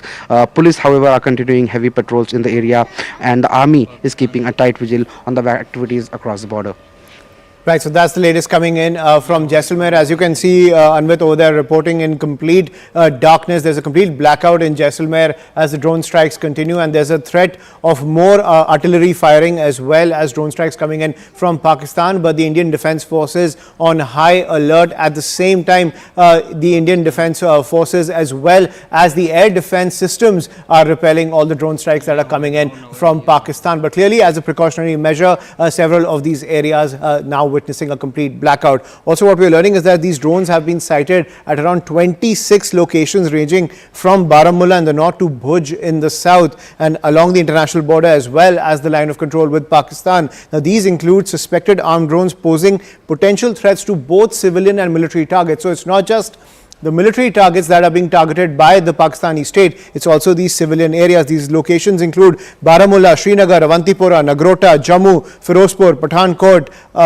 Lalgarh, Jatta, Jaisalmer, Barmer, Bhuj, Kuwarbat, as well as the Lucky Nala areas along the international border as well as the line of control. Let's get a view from Pathankot, also one of the affected areas by these drone strikes. Anshul Singh is reporting from Pathankot to get us the latest. Anshul, give us the update from Pathankot right now as the situation continues to remain grim. Well, yes, at approximately 7:30 p.m. a complete blackout was announced out here in Pathankot, and since then, since 7:30 till at approximately 9 to 9:30 p.m. there have been at least 14 to 15 blast explosions that I have counted myself out here in Pathankot. But at this point in time, over the last hour and a half, there has been absolute peace that has been maintained over here. Sirens went out over here at the Pathankot Air Base at approximately 8 p.m. Today as well. But there were at least 15 projectiles that were launched from the side of Pakistan. Whether these were drones, whether these were missiles, this is something that will be investigated tomorrow once the light hits. But yes, this is one of the modus operandi that is being utilized by Pakistan at this point in time. They try to take the hide behind the night, and then eventually, like this morning as well, at approximately 4:30 a.m. this morning, there were a few drones and projectiles that were yet again launched from the side of Pakistan. So at this point in time, definitely the guards are not down. Everything is checked up. Blackout has still been announced. There has been no other communication that has been made from the side of the administration. The administration has made this very clear that all the SOPs that needs to be followed during the time of a blackout, that should be followed over here, and hence that is being done at this point in time. But yes, one thing we can confirm to our viewers that at least 15 explosions were heard over here in Pathankot, but each and every attack was thwarted by our air defense systems. And today as well, the Pakistani drones and projectiles were not able to hit the ground. So for 2 consecutive days, the drones and projectiles that have been sent from the side of Pakistan have all been burst in the air itself. They haven't been able to even touch touch the land, let alone harming life and property out here in Pathankot. It remains to be seen how will the forces now respond to this new escalation that has come in from Pakistan, third day in a row. But definitely the situation remains grim. But yes, the manner in which the armed forces are tackling these threats that are coming in from Pakistan, somewhere or the other, it is increasing the confidence of the local people over here that even if Pakistan is just 25 kilometers away from here, the armed forces are so vigilant that they will not let anything happen to any citizen of this country. Absolutely, and also we're getting more information that Avantipora has also seen drone strikes coming in from Pakistan. Also, we're getting an update as well that, as we were saying, the drones have been sighted at around 26 locations ranging from both Baramulla in the north to Bhuj in the south, along the international border as well as the line of control with Pakistan. This is new information coming in. Now, these include suspected armed drones posing potential threats to civilian as well as military targets, ladies and gentlemen. Now, regrettably, what also we're learning is that an armed drone targeted a civilian area in Firozpur, resulting in severe injuries to members of a local family. The injured have been provided medical assistance and the area has been sanitized by the security forces. So that is more information that's coming in, where civilians are also in the crossfire when it comes to these attacks coming in from Pakistan, the drone strikes. Now, this armed drone targeted a civilian area in Firozpur, resulting in severe injuries to a local family. And other areas, as we are showing you on our screens, including Baramulla, Srinagar, Avantipora, Nagrota, Jammu, Firozpur, Pathankot, Lalgarh, Jatta, Jaisalmer, Barmer, Bhuj, Kuwarbat and Lakhinala have also been targeted by these drones. Akash is also with us on the broadcast when it comes to these new developments which are coming in, where civilians are also in the line of fire from Pakistan, because Pakistan is not discriminating between military and civilian targets. Akash. Yes, and in fact, these 26 locations, you rightly pointed out, these 26 locations have seen the drone attacks in the last 2 hours, specifically starting from 8 p.m. last evening. And in fact, we saw that how even before the sunset, the ceasefire violation was started, in areas like Uri and in Kupwara, and then we saw the air sirens in different areas, including Jammu, Baramulla, and others. Starting from Baramulla in the north, you rightly pointed out, and to Bhuj. In fact, the entire western border, was active. And yes, in Firozpur, one civilian target was there, and in fact one family, in fact the members have sustained injuries. They have been getting medical assistance, but this is somewhere showing the intentions of Pakistan. These are somewhere the act that they can get involved in. And at a time when India has made it very clear that we don't want any escalation, we will not target your civilian population, we won't target your military installations, then also Pakistan is trying some important military installations here in India. I cannot, of course, name because of several limitations, but these places, many of these places have got several crucial military infrastructure, Ayushman, and this is the reason why it is concerning. I know that our armed forces are very much there to thwart any sort of attempt, but then up to when we will be seeing these sort of attempts from Pakistan, because this is the third attempt. In fact, we have been seeing that how yesterday in the morning and in the evening, in fact there were attempts, and today once again there are attempts. So yesterday in the morning, of course, India carried out the retaliation, in fact retaliatory strikes in Pakistan, where their air defense systems were destroyed, their radars were destroyed, and in fact their air defense system in Lahore was destroyed. Then last evening, in fact, operation was there. We still don't know. We did not have, in fact, we were not provided with any sort of detail, because operations are still on. And as Raksha Mantri said, Operation Sindoor very much, is very much on. But then, civilians are getting impacted because of it. And now, in fact, this sort of action that government is going to take will be something that will be very crucial to watch for. Right, thank you, Akash, for getting us those updates. We're getting some more updates, ladies and gentlemen, when it comes to India's counter-strike. Also, what we are learning is that National Security Advisor Ajit Doval and External Affairs Minister S. Jaishankar have left from the Prime Minister's residence after the crucial meeting over the counter-strike to Pakistan. And that's the big news that's coming in, that after that crucial meeting at 7 Lok Kalyan Marg, now both the National Security Advisor as well as the External Affairs Minister, those are the visuals on your screen, they have left 7 Lok Kalyan Marg after that crucial meeting over India's counter-strike to Pakistan. And joining us on the broadcast is Arun Dhanta also to get us the details. Arun, over to you. Well, that's right, Aishman. Two important meetings happened today in the evening. First was, of course, with Prime Minister Modi, Rajnath Singh, and three, defense tri-services chiefs and RAW and IB chief. They all were present, along with, of course, National Security Advisor Ajit Doval.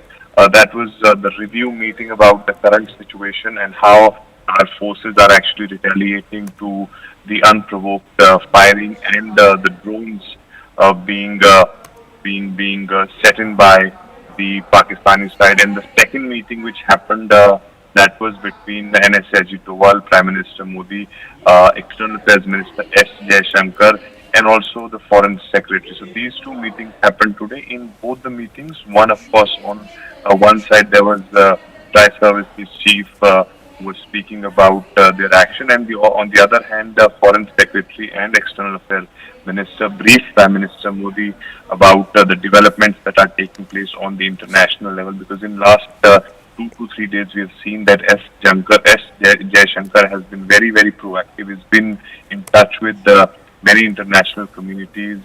In fact, yesterday we saw that he met Saudi Minister of State for External Affairs and also the External Minister of the Iran. So on every front, India is monitoring the situation. On one side, if they are retaliating to the Pakistan's unprovoked attack on India, but also how to counter it on international level, how you can expose Pakistan on international level. So all these things are discussed, and also, of course, the expected attack from the India side, because right now we are seeing that it is Pakistan who's in fact sending in those swarms of drones in India. But of course, we know that our air defense system and our forces have been very much alert, and therefore they've been thwarted there before they deliver any payload or disturb any area or destruct any area in the borders of our country. So I think this has been a strategy meet which has been going on ever since Pakistan resorted to those drone attacks and the ceasefire violation along the borders. Right. Thank you, Arun, for getting us the latest information that's coming in when it comes to the huddle of the central government. But getting some more breaking news on the international front, this from the White House, when it comes to the tensions between India and Pakistan. US President wants to see the situation de-escalate as early as possible. Marco Rubio has been actively involved and is in constant contact with leaders from both countries. He's leading efforts to help bring the conflict to an end. That is the pitch that's coming in from the White House to de-escalate tensions between India and Pakistan. Let's listen in to the White House Press Secretary. Thanks very much, Caroline. Two questions. First, can you give us an update on U.S. efforts to mediate or have an impact on the conflict between India and Pakistan? Sure, I absolutely can. This is something that the Secretary of State and, of course, now our National Security Advisor as well, Marco Rubio, has been very much involved in. The President has expressed he wants to see this de-escalate as quickly as possible. He understands these are two countries that have been at odds with one another for decades, long before President Trump was here in the Oval Office. However, he has good relationships with the leaders of both countries, and the Secretary of State, Marco Rubio, I spoke to him just yesterday. He has been in constant communication with the leaders of both countries trying to bring this conflict to an end. Just one other question. Yesterday, we saw the news of the new Pope. Before Pope Leo became Pope Leo, there were some...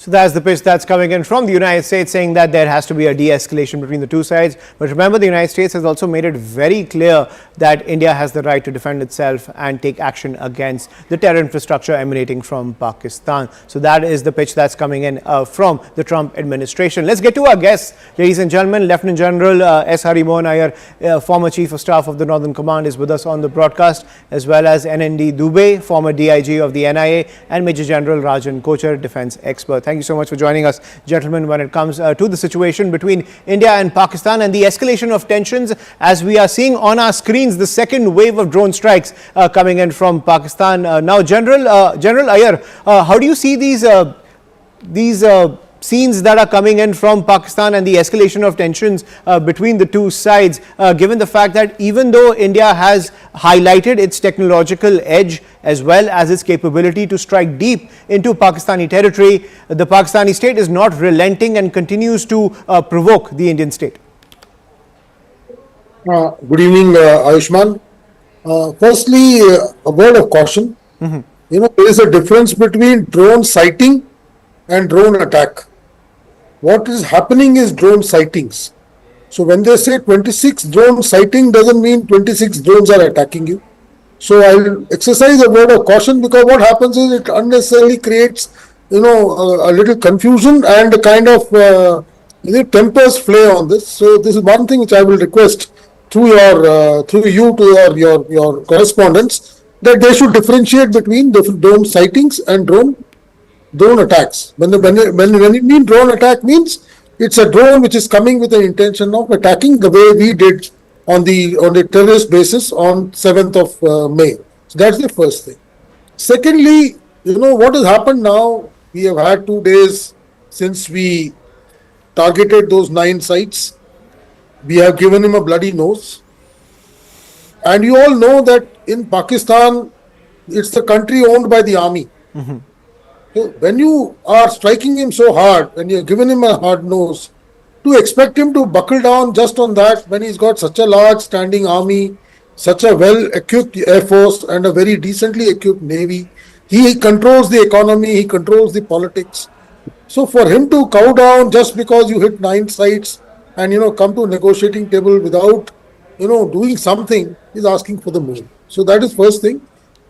We should be assured, you see our AD is doing a fantastic job. We are knocking down everything that is coming from his side, right? And just be assured, most of these drones have been taken out by our, AD guns, which are vintage guns. We have been able to make them counter-drone capable because of our Atmanirbhar capacities.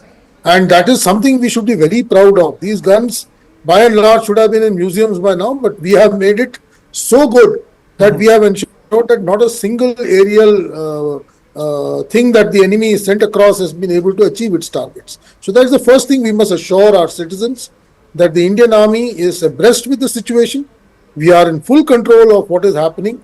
All these drones, and another thing which I think I mentioned yesterday also. So when you see this, flares going down in the night sky, when the AD gun fires, it fires after every 5 or 6 rounds, it fires a tracer to generally tell you where the rounds are going, because you can't see the shells. And all these shells are timed to burst in the sky, because otherwise it will come and damage something on the ground. So you'll hear a lot of noise, you'll hear a lot of explosions, you will see a lot of flashes in the sky, but that does not need anybody to get worried about, because we are taking care of ensuring that the enemy is not able to achieve any of his aims. Now coming on to the third part as to how should we respond to him. We struck at 9 places, and thereafter we gave an offer that we have done our job. It was not against the enemy military installations, it was against terror sites. We had told very clearly we don't want to escalate any further. We had given him an offer to de-escalate. Obviously, in the last 2 days, he's tried to put it back onto us. The options are very much that there could be a revisit. There are another 13 sites. As you know, there were 22 sites which were briefed by the foreign secretary the other day. We have only struck 9. There are still 13 of them available to us. For all you know, there may be a case when we will revisit. Possibly, when you see a boxing match, if he doesn't get knocked down by the first punch, let's give him a second one. Possibly escalate it a little further. You may find us targeting, other than terrorist site, some other infrastructure site which forces him to come down to the negotiating table. You see, world order will put pressure on both countries to de-escalate. And as we have already given out after 7th May that we want the situation not to escalate any further, once that comes down to de-escalation on our counts, I'm sure it will be the end of this whole thing as far as the military aspect of engagement is concerned. I am extremely positive that the way our armed forces have stood by us, we have still not even actually, I will say we haven't put on our boots. Our formations are still not mobilized, unlike him. The day he decides to, push the envelope a little larger, then possibly he's asking for trouble.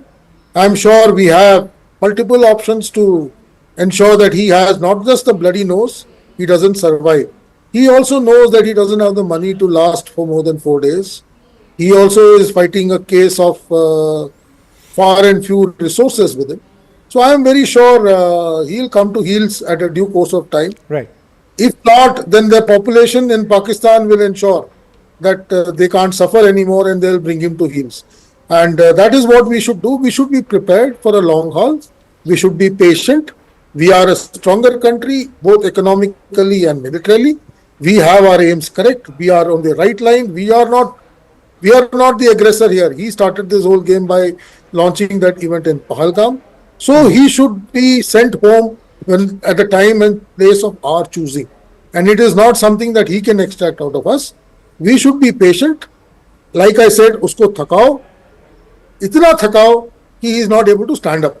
Right. और जिस दिन वो उठेगा नहीं, the day he is so badly exhausted, I am sure he will be more than willing to accept the terms that we laid out.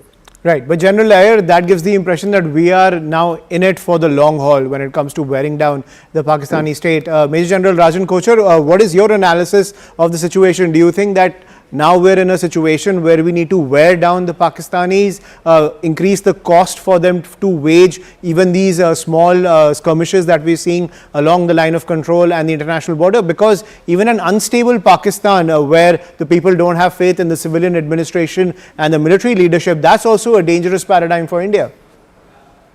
Yeah, thank you for getting me into the discussion.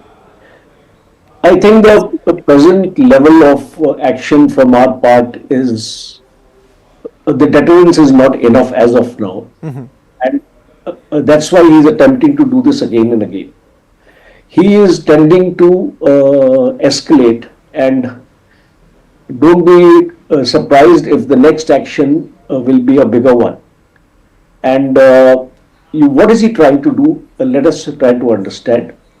He's trying to test and overwhelm our air defenses. He's deploying hundreds of drones, and he's trying to saturate our own systems. He's also trying to identify the gaps wherever he can and gather intelligence. See, a drone is a double-edged weapon. It is not only you are arming the drone to carry out a strike, it's also used for intelligence gathering and reconnaissance.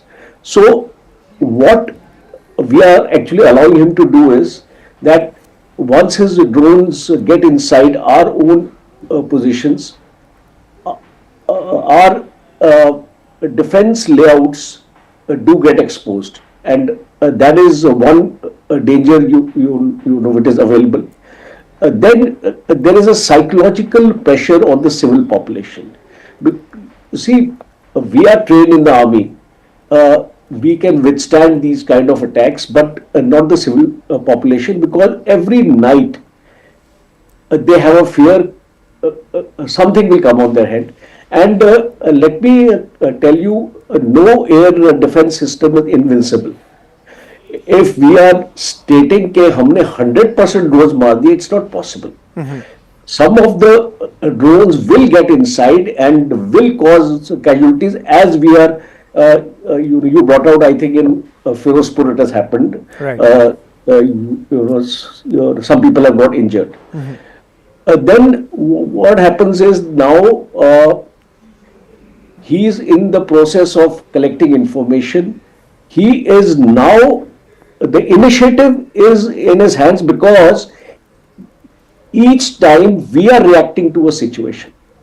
Because every time he carries out an attack, we get into a huddle. The Prime Minister and the Raksha Mantri, External Affairs Minister, NSA, all then start meeting each other in the middle of the night and try to work out some kind of a tit for tat mechanism. So this is my personal opinion. This is the way I take it and I sort of feel it, that our cost which we have to give it to him has to increase. The deterrence has to be felt by him, because unless how are we wearing him out? He is only launching the drones. He is not doing anything. His army, our army is also being there, and his force is also there. Both of them are equally deployed. So as much as he is wearing out, we are also wearing out. Right. So we need to understand this aspect, because, and I think I feel the Prime Minister is very much aware of the situation, and I'm sure some hard decisions will be taken. Today we saw the Naval Chief being called twice by the Prime Minister, and once in the morning and once in the evening. And I'm quite certain that something is on the cards, and I'm sure with our leadership of the army, they are the best people to take the call, because they have the complete information of the battlefield. Right. They know what kind of movements are taking place on the Pakistani side. We are not aware. So we are nobody to suggest to them that what action is to be taken. Absolutely. They are in the, and one last point I want to make is the IMF news which has just come in. Pakistan has got the bailout package, $1.3 billion, and I think India abstained from voting. And the world has to come up now. As you see, we are ensuring we are fighting our own war. But in case we want to expose Pakistan as a state, we require support from other nations, especially the USA. And we were quite positive that something will happen and this money will not be given to Pakistan, because at this point of time and at this juncture, if he gets that money, he is going to use it against us. We keep on saying that, he can last for 4 days, 5 days. China is there to support him. So something has to be done, blockading his entire Karachi harbor and things like that. Some strong decision like that has to be taken, so that the cost has to be felt to him, because unless we give him that cost, I think he's not going to come on the table.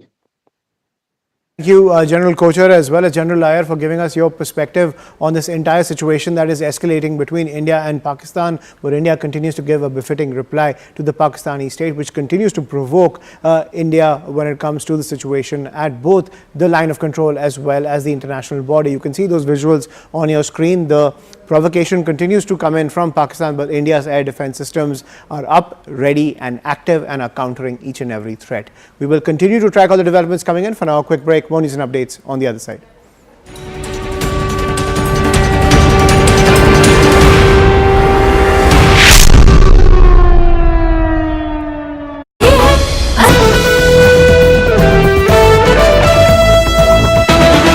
We're just getting some breaking news before we close out the show. There's been a massive blackout followed with siren sounds that have been activated in Udhampur, a complete blackout in Udhampur. Also, multiple ceasefire violations happening across different sectors on either side of the line of control. So not yet quite the repeat of what we saw yesterday, but still heavy artillery firing happening on across the LOC. Akash has more details on this. Akash, so is it restricted to CFV violations and artillery shells right now? Are we seeing any kind of drone activity yet? Is there any possibility of a repeat of what happened yesterday, or it's following a familiar pattern? I'm hearing the sirens. In fact, here in Jammu, I'm not allowed to go outside because of the light and some sort of restrictions that are in place. Zaka. Yes, we are learning about one drone attack here in Jammu. In fact, defense forces are telling us, and we have heard multiple firing sounds as well. You rightly pointed out on line of control, we are having ceasefire violations in different sectors, not only in Jammu, but in Kashmir as well. In Uri and Kupwara, we have been reporting since evening. And at this point in time, in Poonch and in Samba, we are learning about this ceasefire violation from Pakistan, where they are in fact firing the artillery.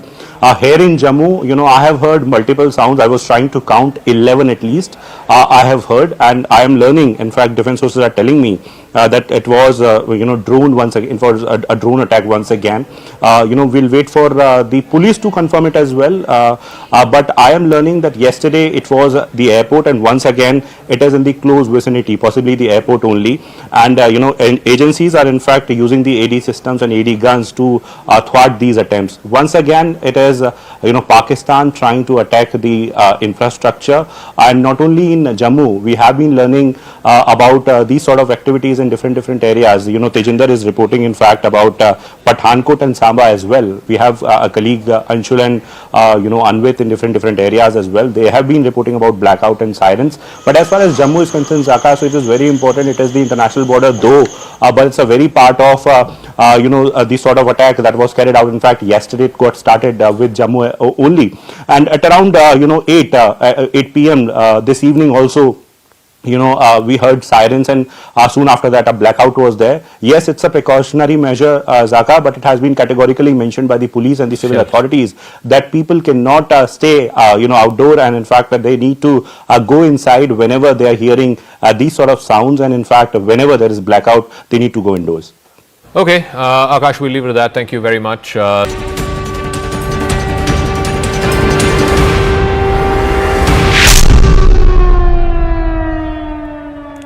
And amid the strikes coming in from Pakistan, we're getting a piece of breaking news where an armed drone targeted a civilian area in Firozpur, resulting in severe injuries to members of a local family. The injured have been provided medical assistance, and the area is currently being sanitized by the security forces.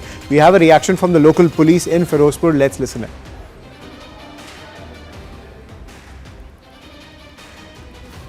ਚਲੋ ਜਿਹੜੇ drone ਸੀਗੇ ਉਹਨਾਂ ਨੂੰ majority drones ਨੂੰ ਜਿਹੜੇ army ਵੱਲੋਂ neutralise ਕਰ ਲਿਆ ਬਾਕੀ ਜਿਹੜੇ ਕੁਝ ਆਹ ਜਿਵੇਂ 21 ਹੋਇਆ ਜਿਹੜਾ ਇਨਸੀਡੈਂਟ ਜਿਹੜਾ ਸਾਹਮਣੇ ਆਇਆ ਬਾਕੀ ਸਾਰੀ ਸਾਡੀ ਟੀਮਸ ਬਾਹਰ ਹੈ ਤੇ ਅਸੀਂ ਦੇਖ ਲਾਂਗੇ ਜੇ ਕੁਝ ਵੀ ਹੋਊਗਾ And I'm joined by my colleague Anshul Singh on the broadcast to get more details. Anshul, over to you. So yes, this incident happened at approximately 8:30 p.m. this evening in Firozpur district. This entire incident happened in the village, in a village in this entire district, and it is being said that the manner in which Pakistan has yet again attacked and targeted civilians, because remember this was a village that was targeted. 3 members of the family have been badly injured. The woman of the family is actually in critical condition at this point in time, whereas the 2 others are injured. The entire house is in shambles. The vehicle that was parked outside the house, that has also been burned absolutely completely. In fact, this was a poor farming family, farming family who was surviving over there, and their cattle have also sustained injuries in this entire incident that has been done by Pakistan. Now remember, this is the 3rd such incident in as many days, where yet again Pakistan has gone ahead and targeted civilians and made sure that civilians of India who have no way to defend themselves, they are targeted in some way or the other. So definitely the manner in which this coward nation of Pakistan is actually trying to fight with India, this is absolutely shameful, and Pakistan has yet again decided to go ahead and target civilian locations in the country. This was just one drone that was not tackled by our air defense systems, and this is the kind of this is the kind of damage that has happened. But definitely at this point in time, what we are being Right. told that 3 out of the 2 people are out of danger, whereas the woman of the family is still critically injured. So that's a good piece of news that 3 out of the 2 people who have been hit by this drone are out of danger, and the rest are receiving medical attention. Thank you, Anshul, for getting us that piece of breaking news. We will continue to track all the developments coming in. For now, quick break. More news and updates on the other side.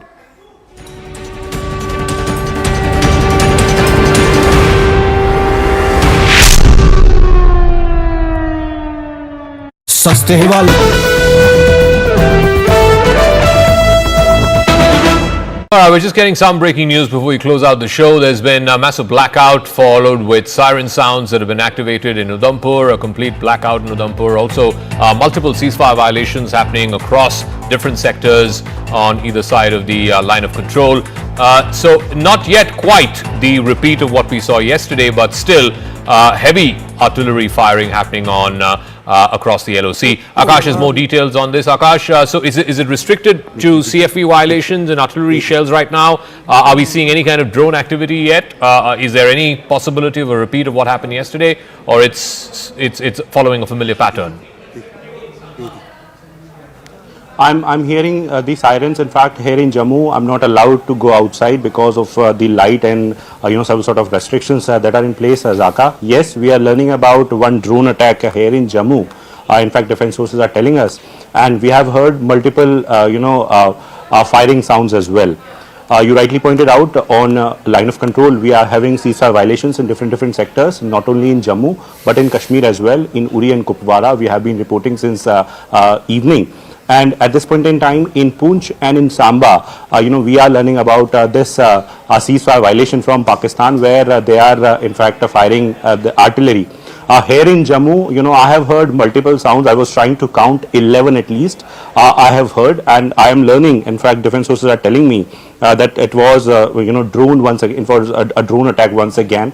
We'll wait for the police to confirm it as well. But I am learning that yesterday it was the airport, and once again it is in the close vicinity, possibly the airport only. And and agencies are in fact using the AD systems and AD guns to thwart these attempts. Once again, it is Pakistan trying to attack the infrastructure, and not only in Jammu. We have been learning about these sort of activities in different areas. Tejinder is reporting in fact about Pathankot and Samba as well. We have a colleague Anshul and Anvit in different areas as well. They have been reporting about blackout and sirens. But as far as Jammu is concerned, Zaka, so it is very important. It is the international border though, but it's a very part of the sort of attack that was carried out. In fact, yesterday it got started with Jammu only, and at around 8 p.m. This evening also, we heard sirens, and soon after that a blackout was there. Yes, it's a precautionary measure, Zaka, but it has been categorically mentioned by the police and the civil authorities that people cannot stay outdoor, and in fact that they need to go inside whenever they are hearing these sort of sounds, and in fact whenever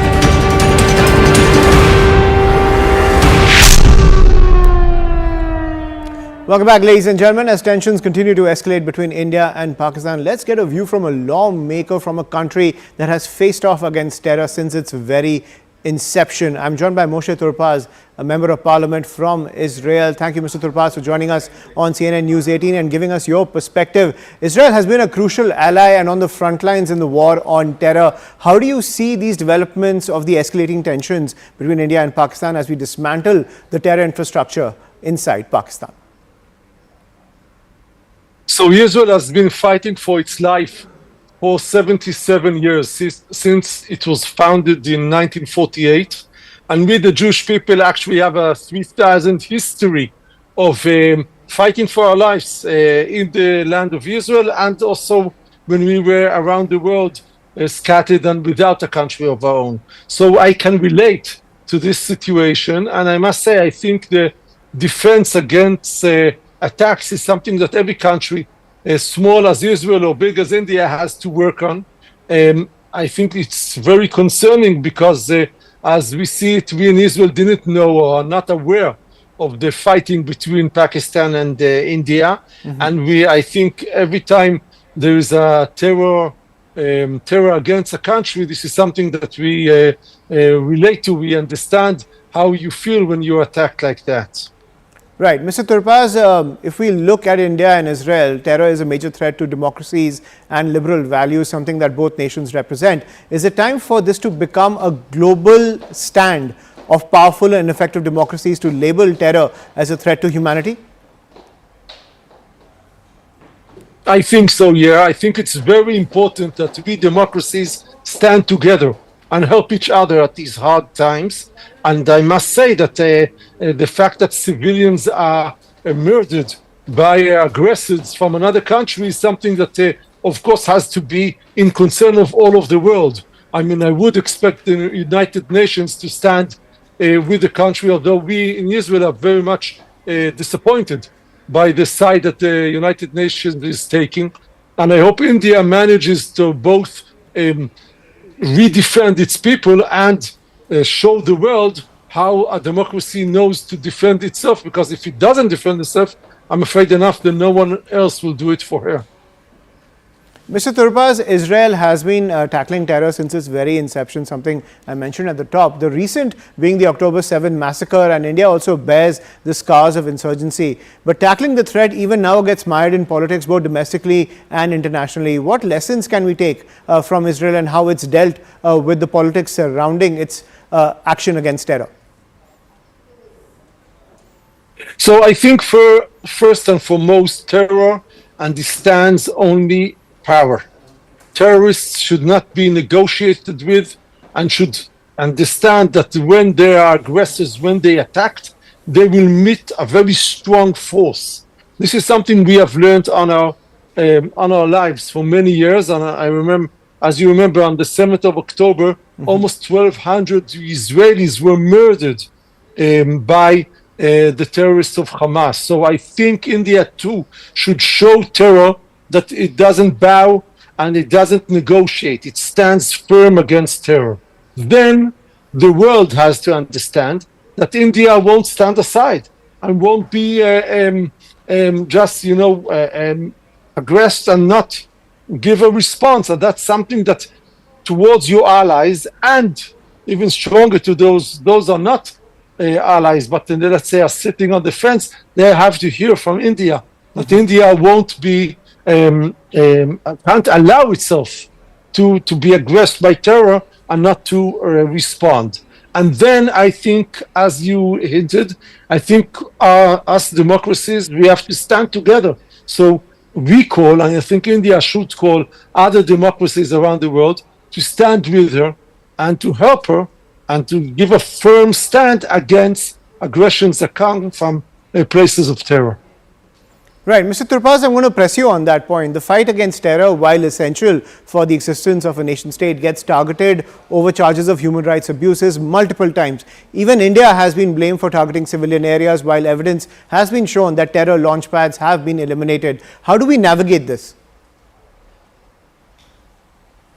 Well, frankly enough, I think we're not, I don't feel being a good example, because Israel is very frustrated about its situation again, how we are aggressed not only from terrorists, but also from organizations of human rights that stand always with the terrorists instead of the civilians that were attacked. And this is something that I can't really give you good advice, but say that Israel says to those organizations, if you don't stand with me, if you don't empathize, if you don't understand what happened to me, I won't be on your side when you attack me. I mean, you can't come to me and say, stop every aggressions when you didn't stand with me on the time I was attacked. And this is something I think same stand that India should take. And again, Israel is committed to human rights and to the international law.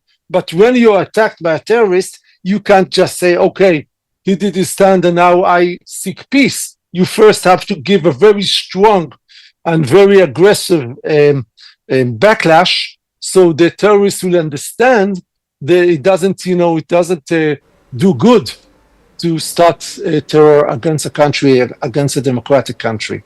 Right, but talking about Pakistan and even the nations that back terror in your own neighborhood, Mr. Turpaz, has there been a failure of multilateral organizations in recognizing the threat of terror? Are they guilty of, let's say, whitewashing the crimes of terrorists? Yes, we do that, and again, not successfully enough. We feel that a lot of these organizations, some sponsored by the United Nations, and a lot of them are located in the Western world, in countries we feel should be our allies, democracies, free democracies, that instead of standing with us against terror, they take the side of the aggressor, of the terrorists, and that's something very frustrated for Israel. And I think India also should demand these organizations to stand with Israel and with India, and to understand our side, because it's not, I mean, on the 7th of October, and same goes for India, we didn't start anything. People were living in their homes, in the villages, and suddenly attacked, killed, slaughtered, raped. And this is something that can't be a double-sided, because there are no two sides to terror. It's only a terror against democracy. And that's a very firm stand Israel has, and I think India should also have. Right, and Mr. Turpaz, my final question: with India and Israel also achieving diplomatic success in gaining support for actions against terrorists and terror sponsors, do you sense a shift in the narrative surrounding this threat to humanity? With the fingerprints of terror all over the world, have we achieved a shift in the global outlook? So I think it's a complex time. These are very complex times for democracies and for liberal values. And yet, I'll tell you one thing. I used to be a fighter myself, and I served many years in the reserves of our army in Israel. And I always said we fight terrorists by force, but we don't turn ourselves to be terrorists. So we are doing the best to fight for democracy, for liberal values, for humanity, against brutal terror, without turning to be them. And that's something very vital for us liberal democracies to understand. We want to stay with our liberal values, even if we fight brutal people that are not like that. And that's, I think, something essential for our message to the world. Right. Thank you, Mr. Turpaz, for sharing your perspective, as well as the fact that how India and Israel are in the same boat when it comes to the fight against terror. We're going to take a quick break now. More news and updates on the other side.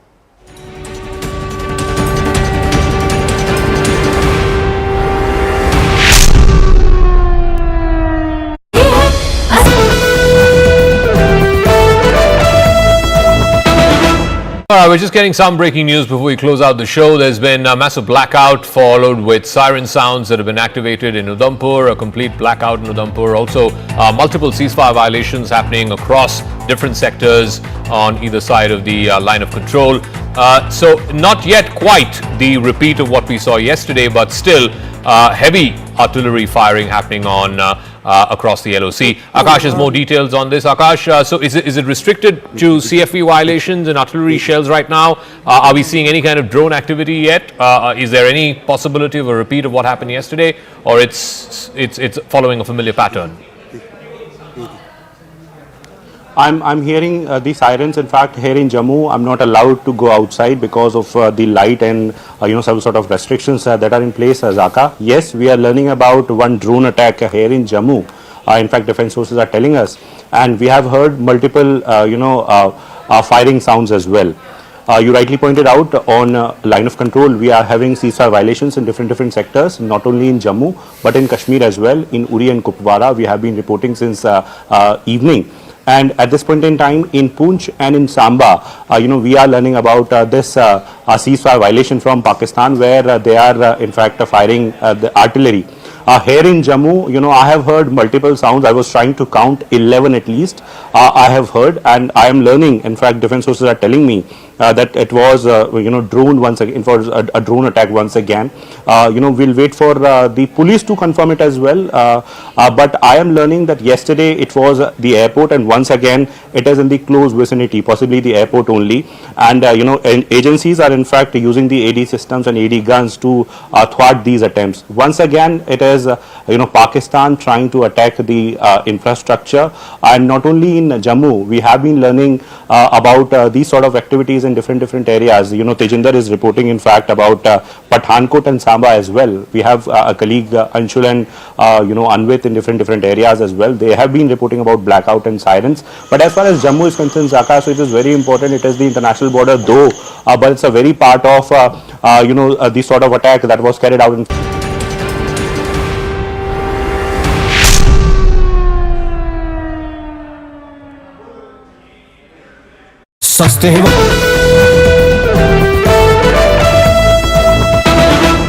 We're just getting some breaking news before we close out the show. There's been a massive blackout followed with siren sounds that have been activated in Udhampur, a complete blackout in Udhampur. Also, multiple ceasefire violations happening across different sectors on either side of the line of control. So not yet quite the repeat of what we saw yesterday, but still heavy artillery firing happening on across the LOC. Akash has more details on this. Akash, so is it restricted to CFV violations and artillery shells right now? Are we seeing any kind of drone activity yet? Is there any possibility of a repeat of what happened yesterday, or it's following a familiar pattern? I'm hearing the sirens. In fact, here in Jammu, I'm not allowed to go outside because of the light and some sort of restrictions that are in place. Zaka, yes, we are learning about one drone attack here in Jammu. In fact, defense sources are telling us, and we have heard multiple firing sounds as well. You rightly pointed out, on line of control, we are having ceasefire violations in different sectors, not only in Jammu but in Kashmir as well. In Uri and Kupwara, we have been reporting since evening. And at this point in time, in Poonch and in Samba, we are learning about this ceasefire violation from Pakistan, where they are in fact firing the artillery. Here in Jammu, I have heard multiple sounds. I was trying to count 11 at least. I have heard, and I am learning. In fact, defense sources are telling me that it was, drone once again. It was a drone attack once again. We'll wait for the police to confirm it as well. But I am learning that yesterday it was the airport, and once again it is in the close vicinity, possibly the airport only. And and agencies are in fact using the AD systems and AD guns to thwart these attempts. Once again, it is Pakistan trying to attack the infrastructure, and not only in Jammu. We have been learning about these sort of activities in different areas. Tejinder is reporting, in fact, about Pathankot and Samba as well. We have a colleague, Anshul and Anvit in different areas as well. They have been reporting about blackout and sirens. But as far as Jammu is concerned, Zaka, so it is very important. It is the international border, though, but it's a very part of the sort of attack that was carried out. In fact, yesterday it got started with Jammu only, and at around 8 p.m. This evening also, we heard sirens, and soon after that.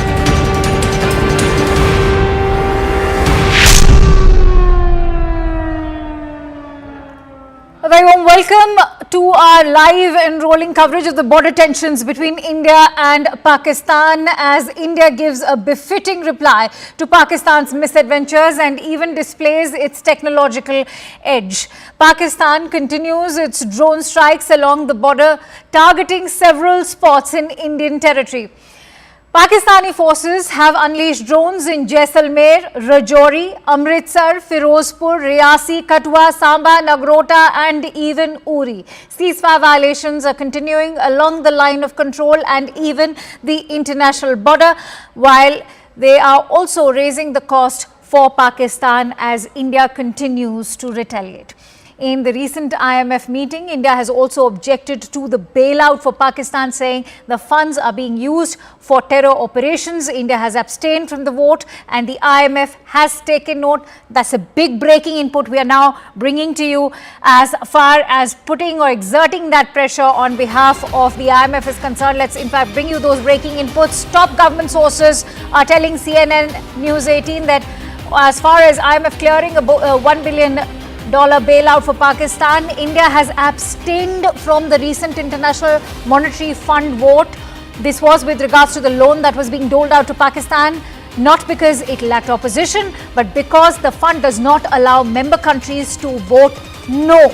Otherwise, remember, India was all set to vote and cast a negative vote, but this time around, India has abstained. By choosing to abstain, here's the message. India has sent a strong message of disagreement. It has raised concerns over Pakistan receiving repeated financial support 28 times in the past out of 35 years, including 4 programs in just the last 5, without any meaningful reforms coming from these global economic institutions, primarily the IMF.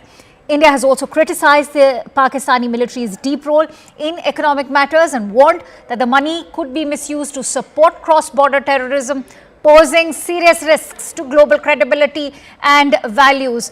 On that big breaking input, I am joined in by Siddhant Mishra, who will break down that big message that India has sent out while abstaining from that very crucial vote. Siddhant, first of all, many would want to know, why hasn't India cast a no instead of abstaining? This is where India demands reforms at the international institutions. In fact, talking about IMF, if you allow me, then I would like to draw a larger context to this particular development. So there is no vote policy at IMF. Perhaps a country with more economic might has more say, and in fact, decisions are largely taken on the basis of consensus. So India does not, India cannot, or any of the members cannot exercise no to the bailout, and this is the reason that India decided to abstain. Perhaps the IMF has also of India's abstention. And it is kind of a message which India is sending out to the world that India has provided evidence, material, time and again. India has raised this issue that a country which is surviving on IMF bailout perhaps is spending equal amount of money for its defense budget. Says about the priority of that country, etc., etc. And today again this happened. India, in fact, this issue was raised.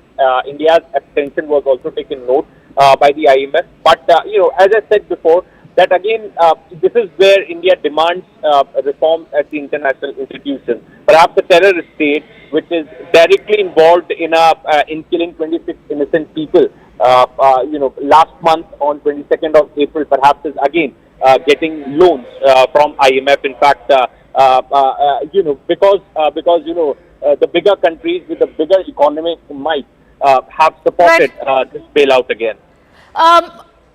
That's very important, Siddhant. I'm going to request you to continue staying with me. In fact, I'm joined in by Professor Brahma Chalani at the moment for more perspective on this. Professor Chalani, thank you for joining in. This is a big development, as Siddhant was highlighting and sharing the reasons why this is an abstention and not a no. Also, break down for us, how do you weigh in on the statement, which is a very sharp and pointed one that's come out from India? First, this IMF bailout approval has followed a staff agreement with Pakistan. So the right time to lobby with IMF was when IMF staff were negotiating with Pakistan. At that time, we did not raise a voice. What happened today was a pro forma approval. Once a staff agreement has been reached with the country, the IMF board normally, unless there is something extraordinary that comes to the notice of the board of the IMF, the board normally approves the staff agreement. So the lobbying should have been done much earlier. At this stage, it was very difficult for India, even with US support, for example, to block the staff agreement with Pakistan. The US administration, the present one, is quite India friendly. They know that Pakistan is deeply involved in terrorism. The right thing to do would have been to lobby in January, in January or February, to prevent such a staff agreement from being reached. But actually it goes back to the Biden era. When Joe Biden was the president, he began this bailout process for Pakistan. There was a big bailout that he helped secure for Pakistan, and then soon thereafter he announced a $450 million deal to modernize and upgrade Pakistan's F-16 fleet against India. Look at the irony of it. On one hand, the US under Biden pressed IMF to bail out Pakistan because it was bankrupt or on the verge of defaulting, and then they signed a $450 million deal to modernize Pakistan's F-16 fleet without securing any commitment on counterterrorism. And even at that time, the Indian government did not raise its voice. So, we have a record of only raising a voice when there is a crisis that is facing India. So today, because of this military conflict, we spoke up, but it was too late. Thank you for making that very critical point, Professor Chelani. And I want to, also ask you about the entire statement that has come in. Do you think that that statement is hard-hitting? Even though it is hard-hitting, as you said, that we seem to have already missed the bus at a time when there's a lot of chatter about how we can exert pressure on Pakistan through these monetary institutions, whether it is the IMF or even make efforts to bring Pakistan back on the FATF grey list. How is this move in your point of view? I think India needs to mount a sustained international campaign to spotlight Pakistan's nexus with terror groups. This tendency in India to speak up when there is an act of Pakistani-sponsored terrorism or there are tensions along the border or the LOC, that's not the right way. You have to do it on a sustained basis. You have to then press each institution. For example, the FATF allowed Pakistan to exit the grey list. At that time, India could have built a coalition. Of course, the Biden administration, along with China, helped Pakistan to exit the FATF grey list. But you have to start building a coalition months ahead. And you can't do it just when FATF is meeting. Similarly, in the case of IMF, you can issue any statements that you wish to make. But to pressure IMF, you have to build a coalition. Because India is only one important country in the IMF. It doesn't have a veto power in the IMF. Okay. But certainly it can help build a coalition. That's another very important point that you've made, Professor Chelani, and that's the point that I would like to take forward with Lieutenant General Iyer, who's also on the broadcast with us. He's the ex-chief of the staff at Northern Command, and I'm also joined in by Captain M.J. Vinod, who's a defense expert. Many thanks to you, gentlemen, for joining in. But if I could bring in Lieutenant General Iyer. Sir, that's an important point that Professor made, and that's why if you go by the consensus, as they say, that unlike the UN over here, as far as the IMF is concerned, the vote goes by the economic power that each country wields, which means that the United States has a significant sizable vote in the IMF. What is one to make at a time when the United States is maintaining consistent engagement with New Delhi? Should we expect or shelve any hopes from the US to play a critical role over here? Firstly, I will take it, Professor Chelani took it back to January. I'll take it back to August, September of last year. Okay. It was around that time when, they got out of the FATF grey. They were one of the major contributors of ammunition to the Ukraine requirements, which was something which Biden administration was pushing.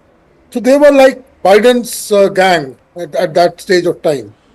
And by the time the elections happened in the US and the new administration came in, and it was too late because this IMF bailout had already passed that staff test. Thereafter also, till the month of April, there was no other significant reason for us to start pushing for putting them on a grey list, as well as, getting this bailout out. So to some extent, we have been trying for the last 2 weeks, but 2 weeks is not an adequate amount of time. And let us have trust in the current American administration. They are well abreast with the kind of activity that is happening in Pakistan. I am personally very sure that next time when it comes up for the FATF relisting, Pakistan will find itself into trouble. My only piece of concern is 2 weeks down the line, though we have accused Pakistan of this Pahalgam incident, we have to back it up with real concrete evidence. Yes. That is somewhere we need to work much harder. We have to connect the links between what happened in Pahalgam to the Pakistani administration, and by the time they come up for the next set of loans, it should be very clear that Pakistan is a country which is fostering terrorism once again, and they deserve to be treated in the manner they were treated last year. And the third thing I would say is $1 billion in the current scheme of things, we should not get too much worried about. I'm sure it is just maybe another 6-7 days of war stamina if you equate it towards completely being employed towards this war waging efforts. And should this conflict go any further north and we find ourselves into a limited or a long drawn engagement with Pakistan, this $1 billion is not going to last. So let us not get worried about it. Let's stay focused on the current situation. I still agree, and I keep saying this every time whenever I get an opportunity. The I part of the time syndrome, we are not doing so well. We have not been able to communicate our intentions correctly. Whereas we have done very well on the diplomatic side, we have done exceedingly well on the military side, we have done fairly well on the economic side. Because the communication aspects are not good enough, we are not able to get the kind of results that we should have got by now. No, I agree over there. I agree over there. But where I do disagree is that $1 billion funding, as you're saying, may not result or yield too much of war stamina. But the fact is, it's not just this $1 billion bailout that we are looking at, or an additional funding, which is what they are calling it, because there's been a consistent sort of bailout pattern that's been coming out of IMF, and that goes all the way back to 1958. And that's why I want to bring in Captain Vinod on that note. Sir, there's so much chatter about how the global consensus is standing with India in solidarity. And so when you talk about that global consensus, will that yield any results, especially in a body like IMF, which is governed by consensus? And listen, I mean, without, sounding very different from my position, for the sake of viewers, let me explain this particular thing to you. See, a professional, I don't want to use that word, but for want of a better word, I'm using this word. A professional beggar knows exactly how to dress up before he goes begging. So, in FATF, when you go to take the money from IMF and not to get into FATF grey list, Pakistan has done a large amount of work. Before you go and submit your application, Pakistan knows exactly whom to go and meet, what to say, how to say. Germany, US, before it goes to IMF. To stay out of grey list, Pakistan doesn't need to go knocking on the doors of US. It needs to go knocking on the doors of Australia. Why? Because in the FATF, we have something called an APG, Asia Pacific Group. In the Asia Pacific Group, the permanent chair is Australia, and you have a rotating co-chair. And the Philippines, and last year when they got out of it, it was Malaysia, and they had a tacit understanding that when you have a bailout, you will return what is owed to Malaysia, which they didn't return. And if you remember, that big thing happened when PIA Airlines was captured by Malaysia. Because they promised that paisa will be given, paisa diya nahi, aur yahan inko ullu bana ke chale gaye. So these kind of things, a professional person who knows how to ask for arms knows very well. I was not surprised that they will get this money because they have done their homework very, very well. For the next bailout, they have already started their work. And for the next bailout, they have already must be doing their paperwork. So they're extremely professional about it. And like Professor Brahmacharani said, you have to beat them in their game. You cannot be, beating them in their game 1 day to go, 2 days to go. Nothing is going to happen. By calling somebody 1 day before the money is going to be allotted and hoping like hell that the money will not be allotted when he has addressed and plugged all the holes a month ago, impossible to do. But my limited point is, in the last 3-4 days, the amount they have spent is much more than the amount that they may get And it is not that FSTF sanction, aaj hua hai, you will get money today. No. It takes 1 month, 2 months to come into your account and when you start spending.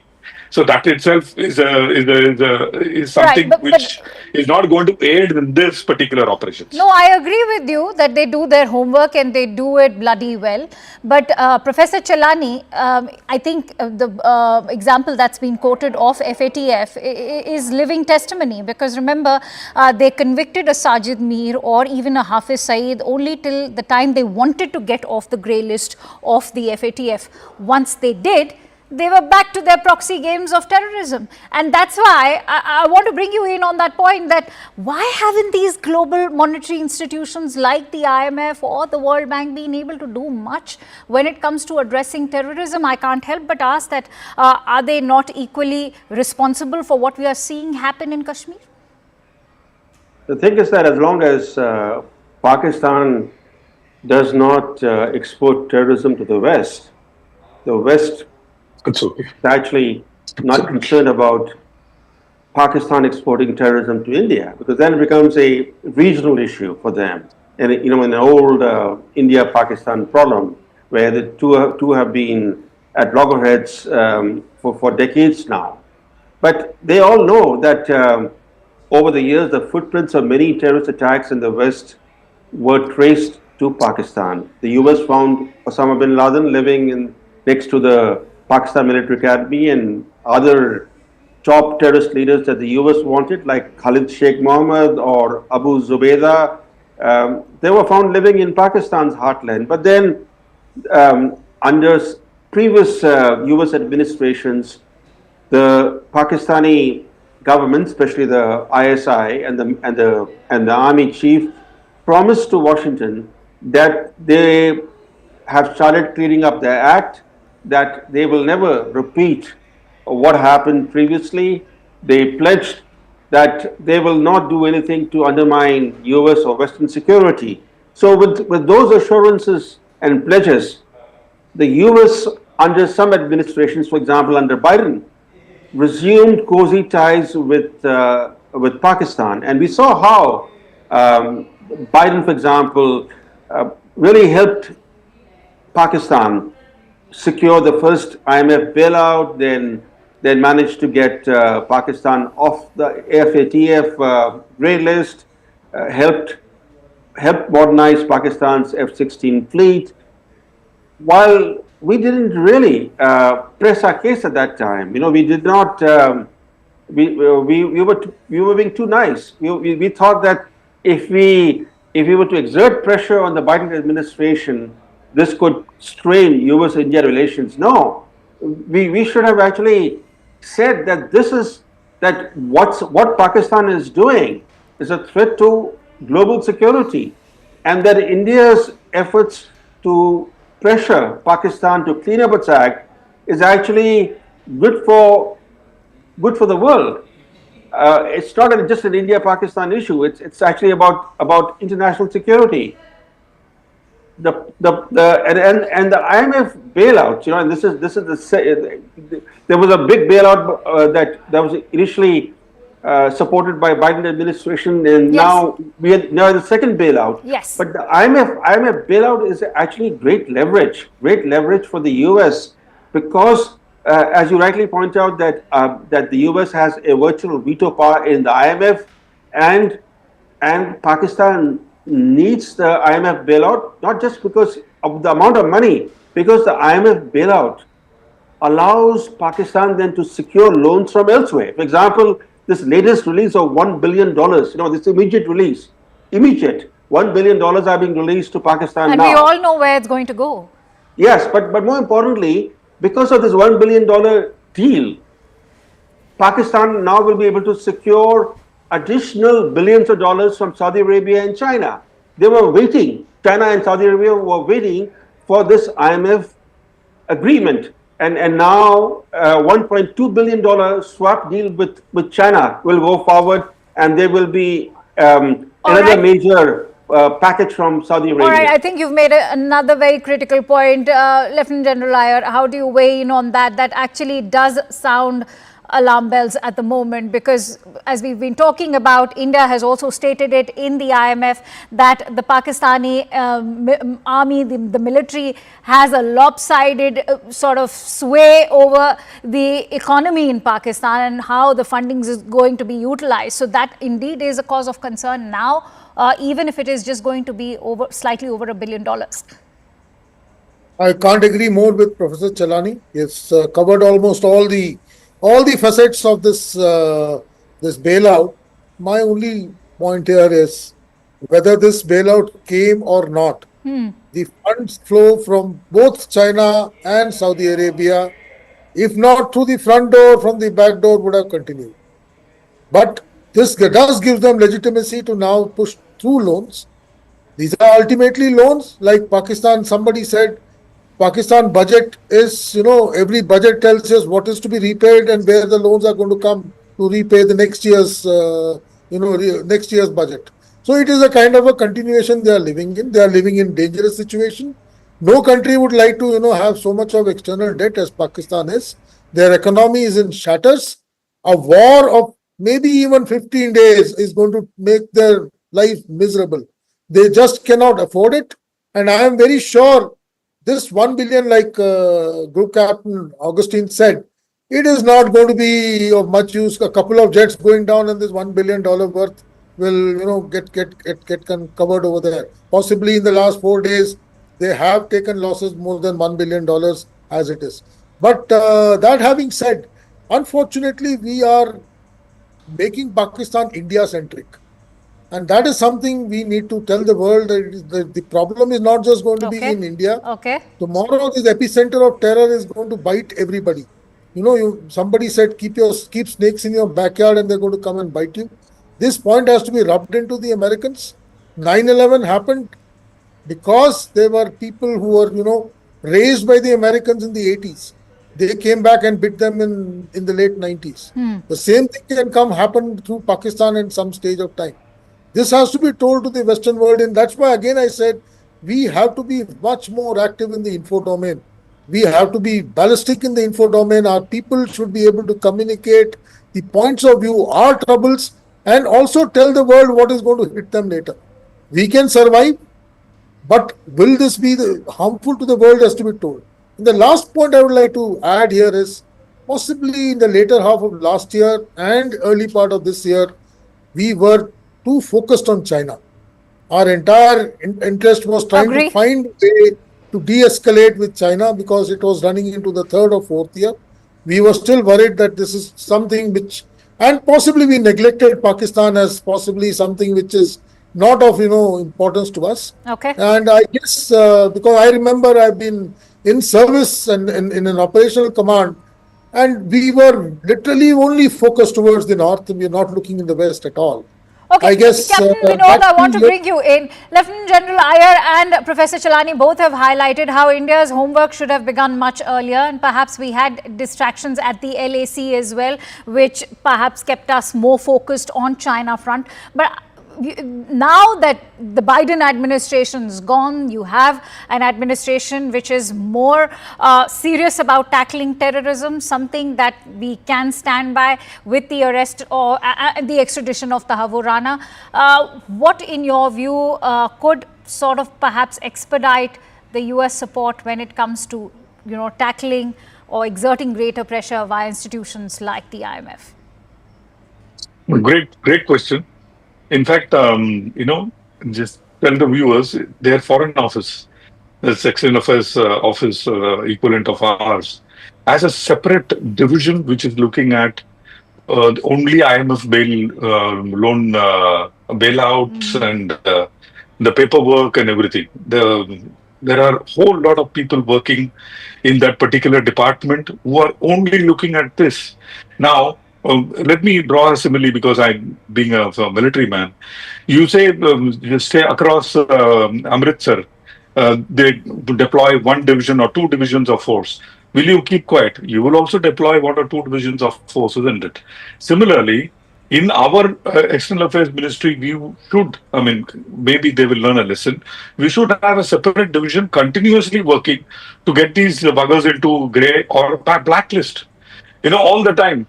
career, officers should be working permanently to get these guys, give the guys what they deserve, which is blacklist. Else, it is going to bite us badly. And like Sir said, a couple of years went by when we lost focus on Pakistan, which is we are paying dearly for it. And I mean, I'm mincing no words. Even today, I think we are not giving it back to them as much as they deserve it. We can and we should, is my feeling. But then there are better brains taking better calls, so I leave it to their judgment.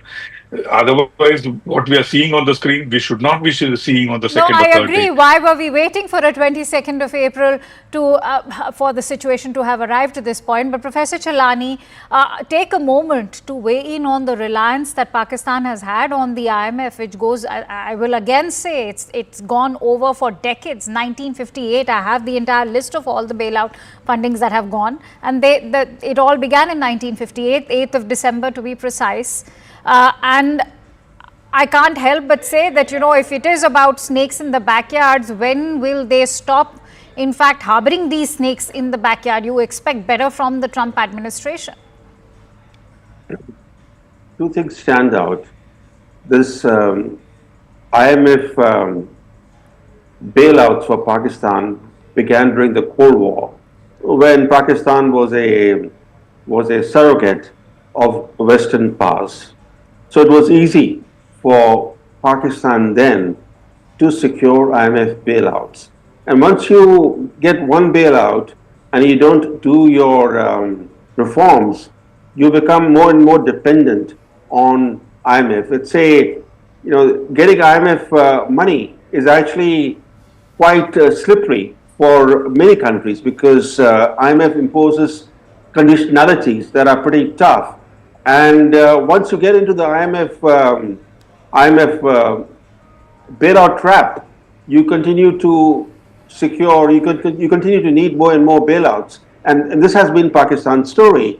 And the second is that over the decades now, since the first coup in Pakistan in the late 1950s, which actually coincided with the first IMF bailout, Pakistan has been ruled formally or informally by the military continuously now. And the military dominates not only the society, it dominates the politics, it dominates the economy. There are very few countries in the world where the military not only calls the shots in politics, but even the shots in the economy. There are very few examples of this kind in the world. So Pakistan is a very unique case. It's an abnormal state where the military and the intelligence agencies are not even accountable to the government in office. For example, today, the way the military operates, Shahbaz Sharif is only the surrogate of General Munir. So this is a very abnormal state, and that's the reason why, to answer your question, this dependence on bailouts has never left Pakistan. Absolutely. And Lieutenant General Iyer, we are looking at a year which is very critical to some partnerships that India has, and we'll be playing host to the Quad Summit. And when you talk about it in such a year, is this partnership with, say, Japan, Australia and the United States of America only limited to the Indo-Pacific? Unfortunately, the Quad is only limited to the Indo-Pacific, and it is China-centric. I'm making no bones about it. That having said, I am looking at a brighter year ahead for three, four reasons. Firstly, the Russo-Ukrainian conflict is almost as good as gone. I guess it's just a period of time when the Americans, because the Trump administration is not going to be as actively involved with the Ukrainians as the Biden administration was. So I see that part of the world order changing in the coming part of this year. So Pakistan's value in supporting Ukraine and, being part of the American setup will go down in due course of time. The second thing which Pakistan has done over the last 1 month, and they have been somewhat been able to, play it down below the radar. They have been trying to reignite the Middle East by pulling out the Palestinian clause once again.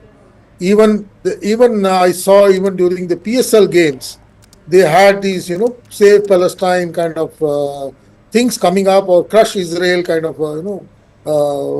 things being taken up. I guess we did not catch that. We had wonderful opportunity to play it up, but we did not.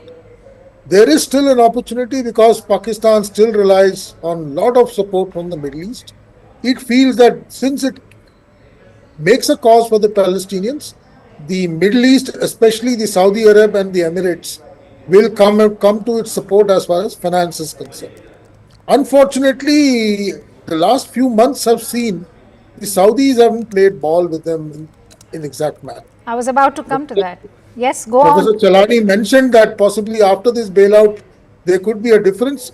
Well, I want to see it to believe. But the way the Saudis have treated the Pakis in the last 6 to 8 months is actually, I'll go back to Group Captain Vinod's analogy, it's just like a beggar.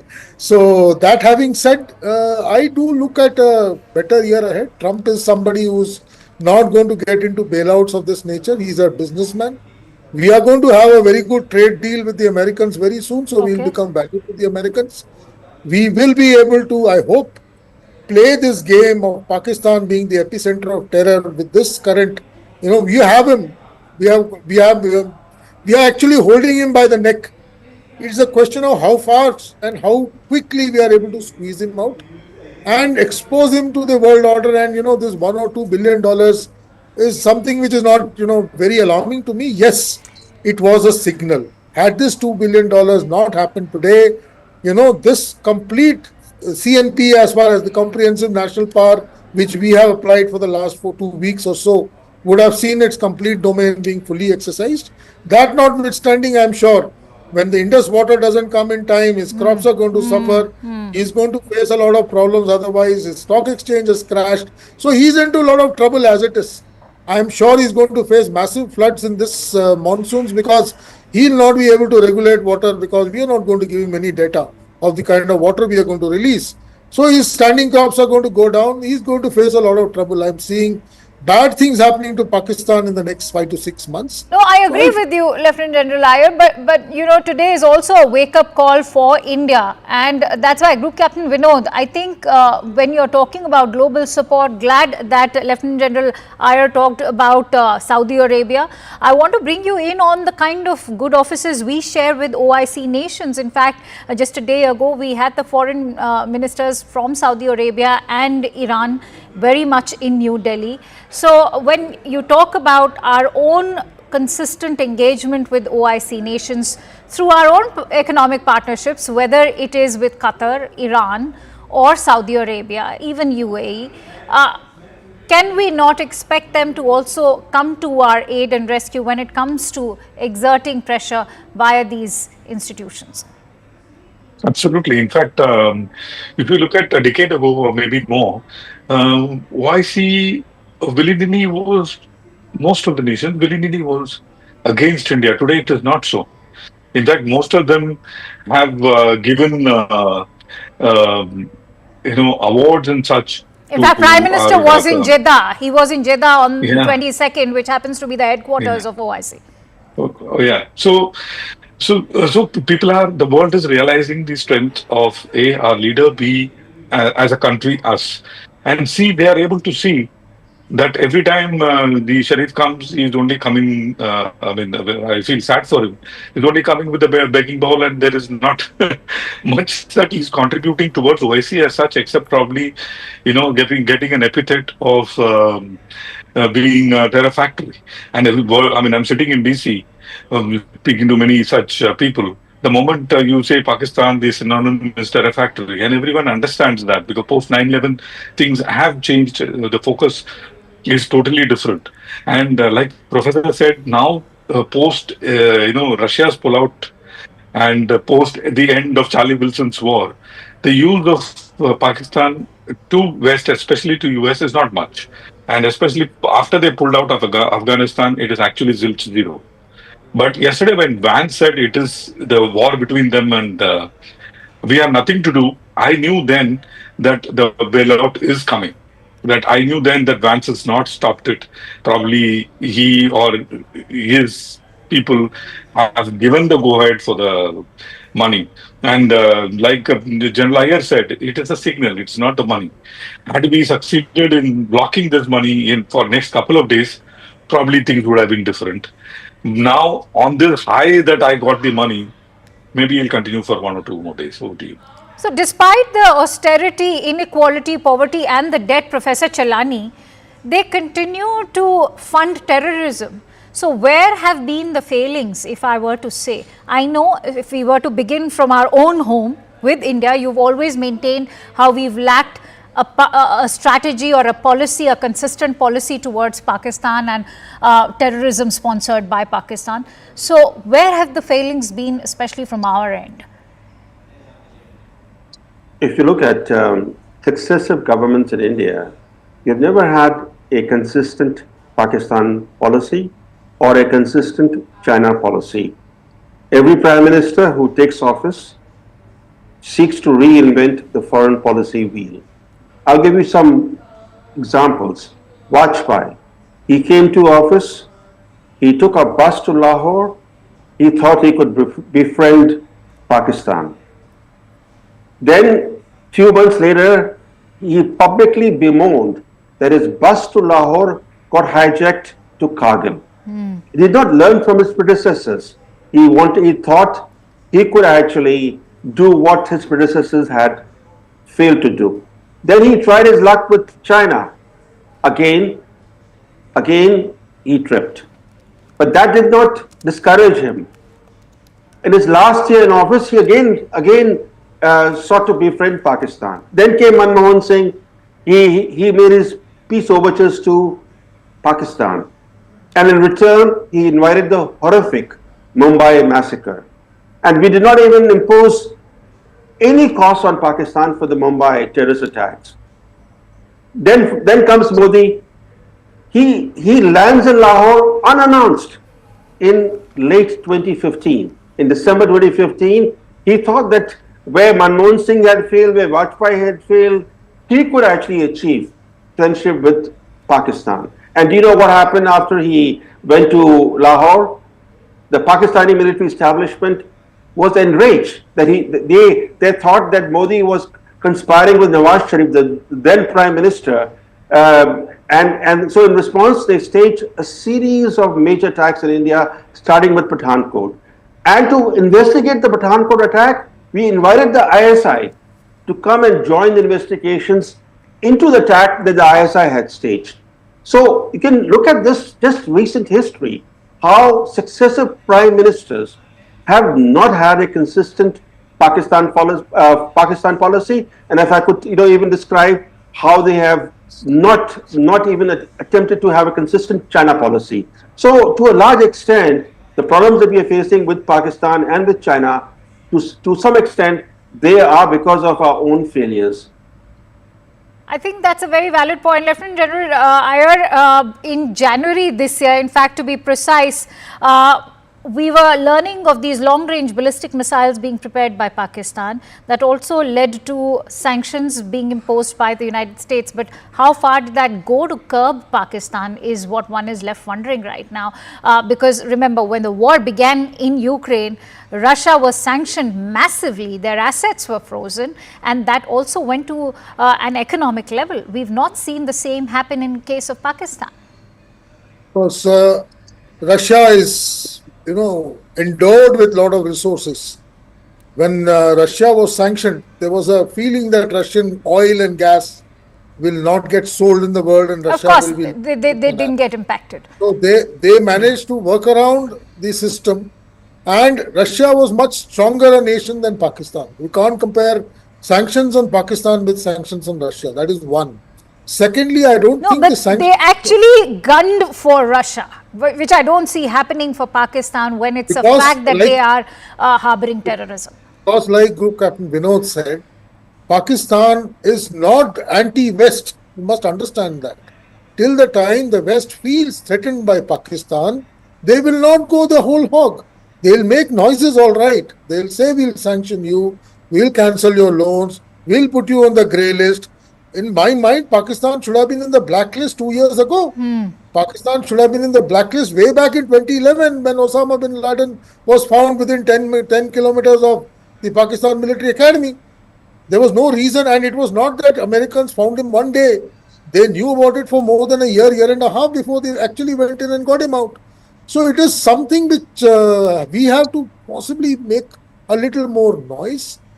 We have to not neglect our Western adversary, saying that he doesn't matter to us. Somehow, like I said, in the last 2 years, we became But part that's of the exactly what the US Vice President has said in his interview to one of the leading news channels in the United States. That we are not going to get involved in anybody's war. So my larger point is, you are started by asking, Quad. Quad is totally Indo-Pacific. No, that's true. No, I was saying that this is just, the point behind asking that question was to actually say that this is just to actually use the analogy friends with benefits, because it suits you in the Indo-Pacific, which is why you've partnered with India over there, but it doesn't suit you when it comes to Pakistan. So we are not concerned about this particular conflict. So when I can put my example to it, my last 5 or 6 years in service was since the time, the Quad started shaping up, and suddenly we decided that our, adversary is only in the north. West can be handled at any time. And in that window, possibly Doklam happened, then Ladakh happened, and we got fixated with China for definitely since 2020. And in that period, we have felt that Pakistan is already done and dusted with. Kashmir has been sorted out. We have abrogated Article 370. Normalcy has come into Kashmir. Pakistan has been dried up. They don't have the money to finance terrorists. We have been able to knock off all the militants or terrorists in the valley. Everything is hunky-dory. In fact, last year we were, going gaga about the kind of, tricolors floating everywhere in Kashmir. We actually neglected Pakistan and his hold in some kind of such freak events inside Kashmir. And he's been able to, all the bluff and put us into a position that we are in today. I guess we need to ensure that all our, vulnerabilities are taken care of with equal amount of importance, and we can't just concentrate on one part of the world and be part of a world body just because the world feels that China is the next threat. I feel, yeah. I think you expanded it well. Group Captain Vinod, if you were to look at sanctions coming in from the United States, that's precisely the hypocrisy that I'm talking about. Whenever it comes to nuclear armament, that is a direct threat to the United States, but not terrorism. See, let me tell you something, very simple analogy so that the viewers understand. See, for maintaining a consistent policy towards Pakistan is extremely, extremely important. Let me give you an example from my own home. My great-grandfather was Nambudri. Before he converted to Christianity. But before he did so, in our Bhagwati temple, he has written and gone, this is how the marriage padati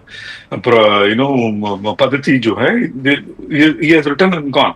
Now, everyone may disagree.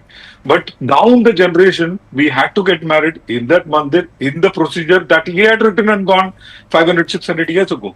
So that is how it should be.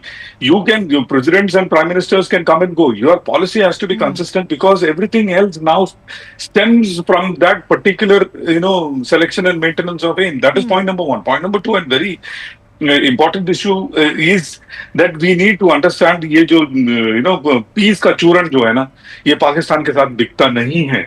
They have shown it to us umpteen number of times.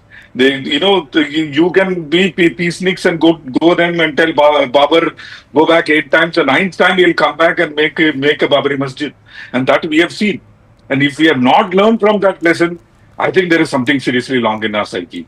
We have to, change our thought process that the peaceniks and peace ka churan does not work with Pakistan. Pakistan, understand, Garhwali mein, my wife is a Garhwal mein kahavat hai.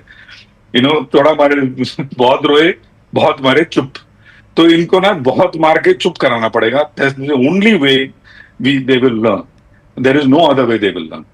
Clearly, because the financial sort of investments are just a mirage for the global community, and that's why I think I just want to have closing thoughts now. And that's why, Lieutenant General Iyer, I want to ask you, what will end this cyclical nature to the IMF bailouts which we've seen happen for over 7 decades? Before that, I just want to add one thing to what Group Captain said. When Pakistan lost the 71 war, they never accepted that loss. They have been trying to find at least one small occasion when they can, redeem it. Unfortunately, whatever they tried, whether it was Zia or thereafter it was Musharraf or now this gentleman, they never forget it. It's something I equate it with India beating Pakistan in ICC cricket matches and always beating them in all wars that they have fought with us. They can never win.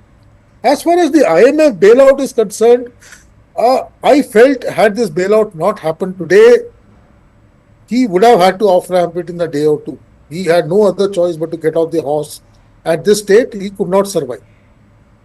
This particular victory of sorts which he will claim, I am sure DG ISPR is going to go gaga about it.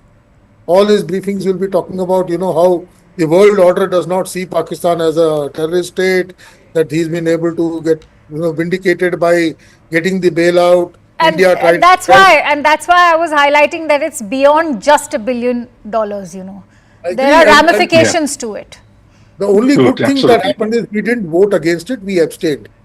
That was one way of, registering our protest, but not because otherwise we would have given even more scope to try and tell people that look who voted against us.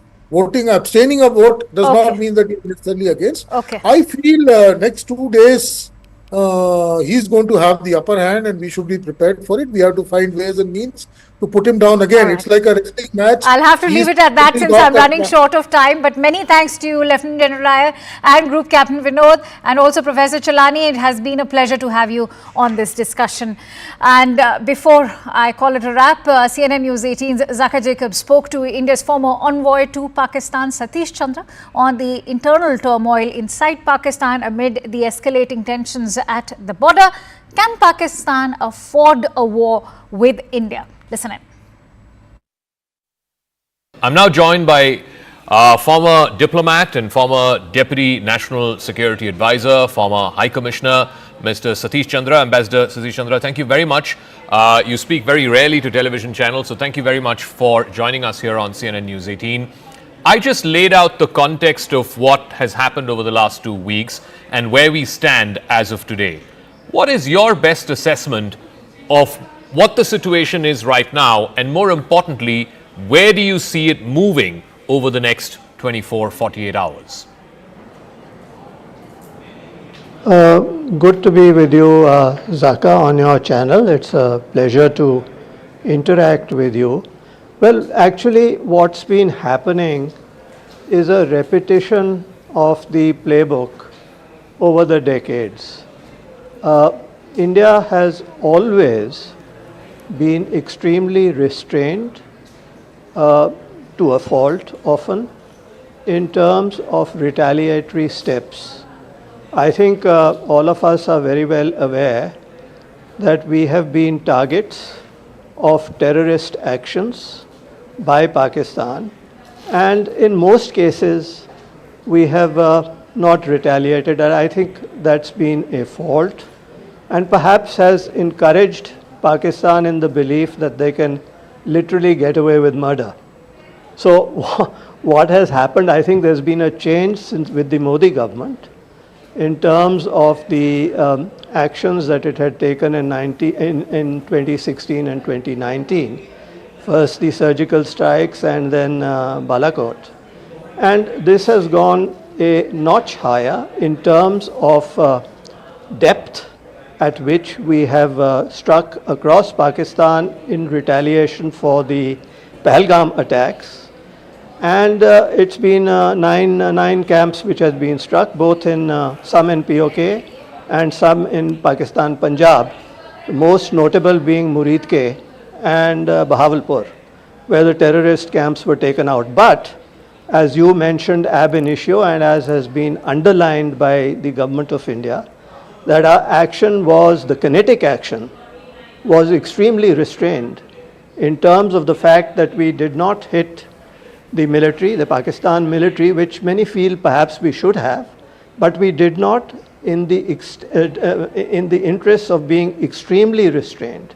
We only went for the proven terrorist hideouts from which terrorists had been attacking India from time to time, and also during the Pahalgam incident.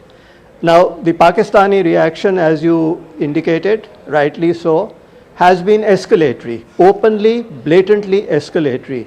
And I do recall from the times when I was in Pakistan, and in fact it is documented, that then Air Marshal Ashgar Khan had said that all the wars with India by Pakistan were initiated by Pakistan.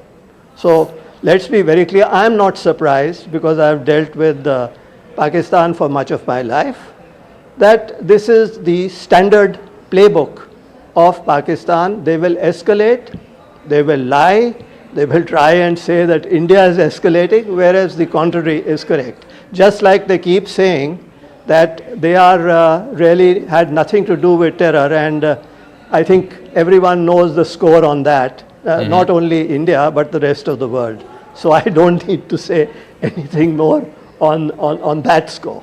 But the escalation towards what end? Now, when India did the operation and it said, look, we're taking a non-escalatory step, and underlined, the army statement underlined, we're not targeting any military installations, we're not targeting civilians. I thought that was an exit option or an off-ramp for the Pakistani army. But by doing what they did last night, and clearly, as you said, it's an escalatory step, what are they trying to achieve? I think you must understand two things that are happening in terms of dynamics in Pakistan as I read it. Number one is that the army has lost face in terms of what happened because of our strikes, and they want to prove a point. The army is also very badly divided. In fact, the whole country is divided. So they are trying to somehow, in some way, establish that they are one up on India. That is the endeavor, and they are not going to succeed. And the second point, which is more intrinsic, and I am sorry to say that unfortunately many of us in India have failed to read Pakistan right. I mean, there is a whole army of people in India saying we must engage dialogue with Pakistan. Yes, that's correct, if Pakistan were a normal country. And again, I will merely relate a conversation or some conversations that I had during my stint in Pakistan as High Commissioner in the 90s. And when I spoke to some people whom I knew rather well within the system, and I said, look, by creating these terror camps, you are actually going to end up hurting yourselves. And in fact, Hillary Clinton also said later on, much later on, something to similar effect. Well, what was the reaction I got? And that's what made me absolutely very, very pessimistic about the future of our relationship. The response was, we don't care as long as it hurts India. So that's the game that they are playing. But, you know, clearly they are not going to, in quotes, win this. Because what we have seen in the last 3-4 days is that they are getting and continuing to get a lot of egg on their face. And if I may go off script a little bit from your query, I think that this could be very easily sorted out if the international community appropriately pressurized Pakistan. You know, they are going around the world with a begging bowl. Correct. And if assistance was stopped, this Pakistani foolishness would also stop. It would be temporary, because this is the use of terror against India is a default option as far as Pakistan is concerned. And Zaka, I'll be prepared to discuss with you on a much longer show as to what really we should be doing over long term with Pakistan. I just want you, since you mentioned international community and the leverage that the international community has on Pakistan, tonight there is the IMF meeting which will decide whether Pakistan gets a tranche of, I think, about a little over $1 billion from the IMF. That is straight up leverage. Why is the international community not saying that, look, we're not going to give you this money until you correct your behavior? You are absolutely right. If this is the 25th time, I believe, that Pakistan has gone to the IMF for bailout. They are living from barely hand to mouth. And it's not only the IMF. It is our friends in the Middle East as well, the Saudis, UAE, and you name it, who are, I'm not going to talk to the Chinese because they have another ball game at play. But the rest of the world, yes, if they were to tell Pakistan, you continue this and you're not going to get $1 more, you'll see this stopping. And, but this is the reality with the international community. That's how they are playing it. It's unfortunate, but this is a reality. And I have always believed that at the end of the day, it is up to India, which will have to sort this out with Pakistan itself. Yes, we should do what we are doing. I know we are also going to be, because we are prominent members in the IMF and the World Bank and so on, and in the international community, and our weight is much, much greater than what it was at the time when I was in Pakistan in the 90s. And so we will have a say, and we must have a say. But I may also add something which people may not have paid so much attention to, which is what I have long advocated, that actually, at the end of the day, we have used our Brahmastra, which is keeping the Indus Waters Treaty in abeyance. This is something which I have been advocating in somewhat similar form over 2 decades plus. And I think that is what will ultimately make Pakistan, in the longer term, even the medium term, bend. They will have to do that, because otherwise that country can be destroyed.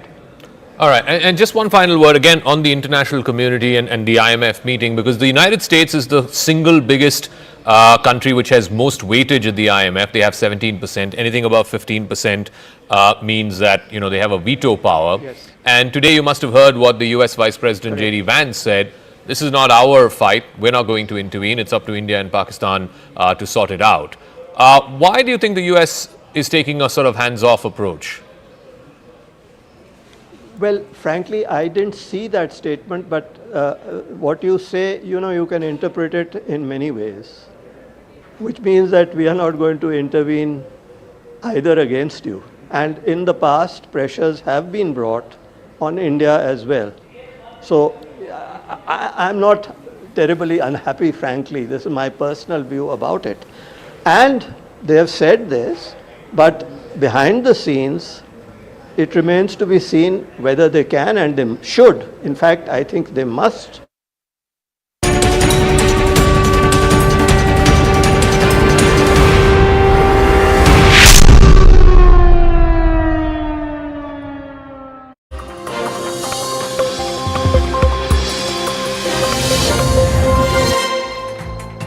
Good evening, you're watching Brass Tacks. I'm Zaka Jacob.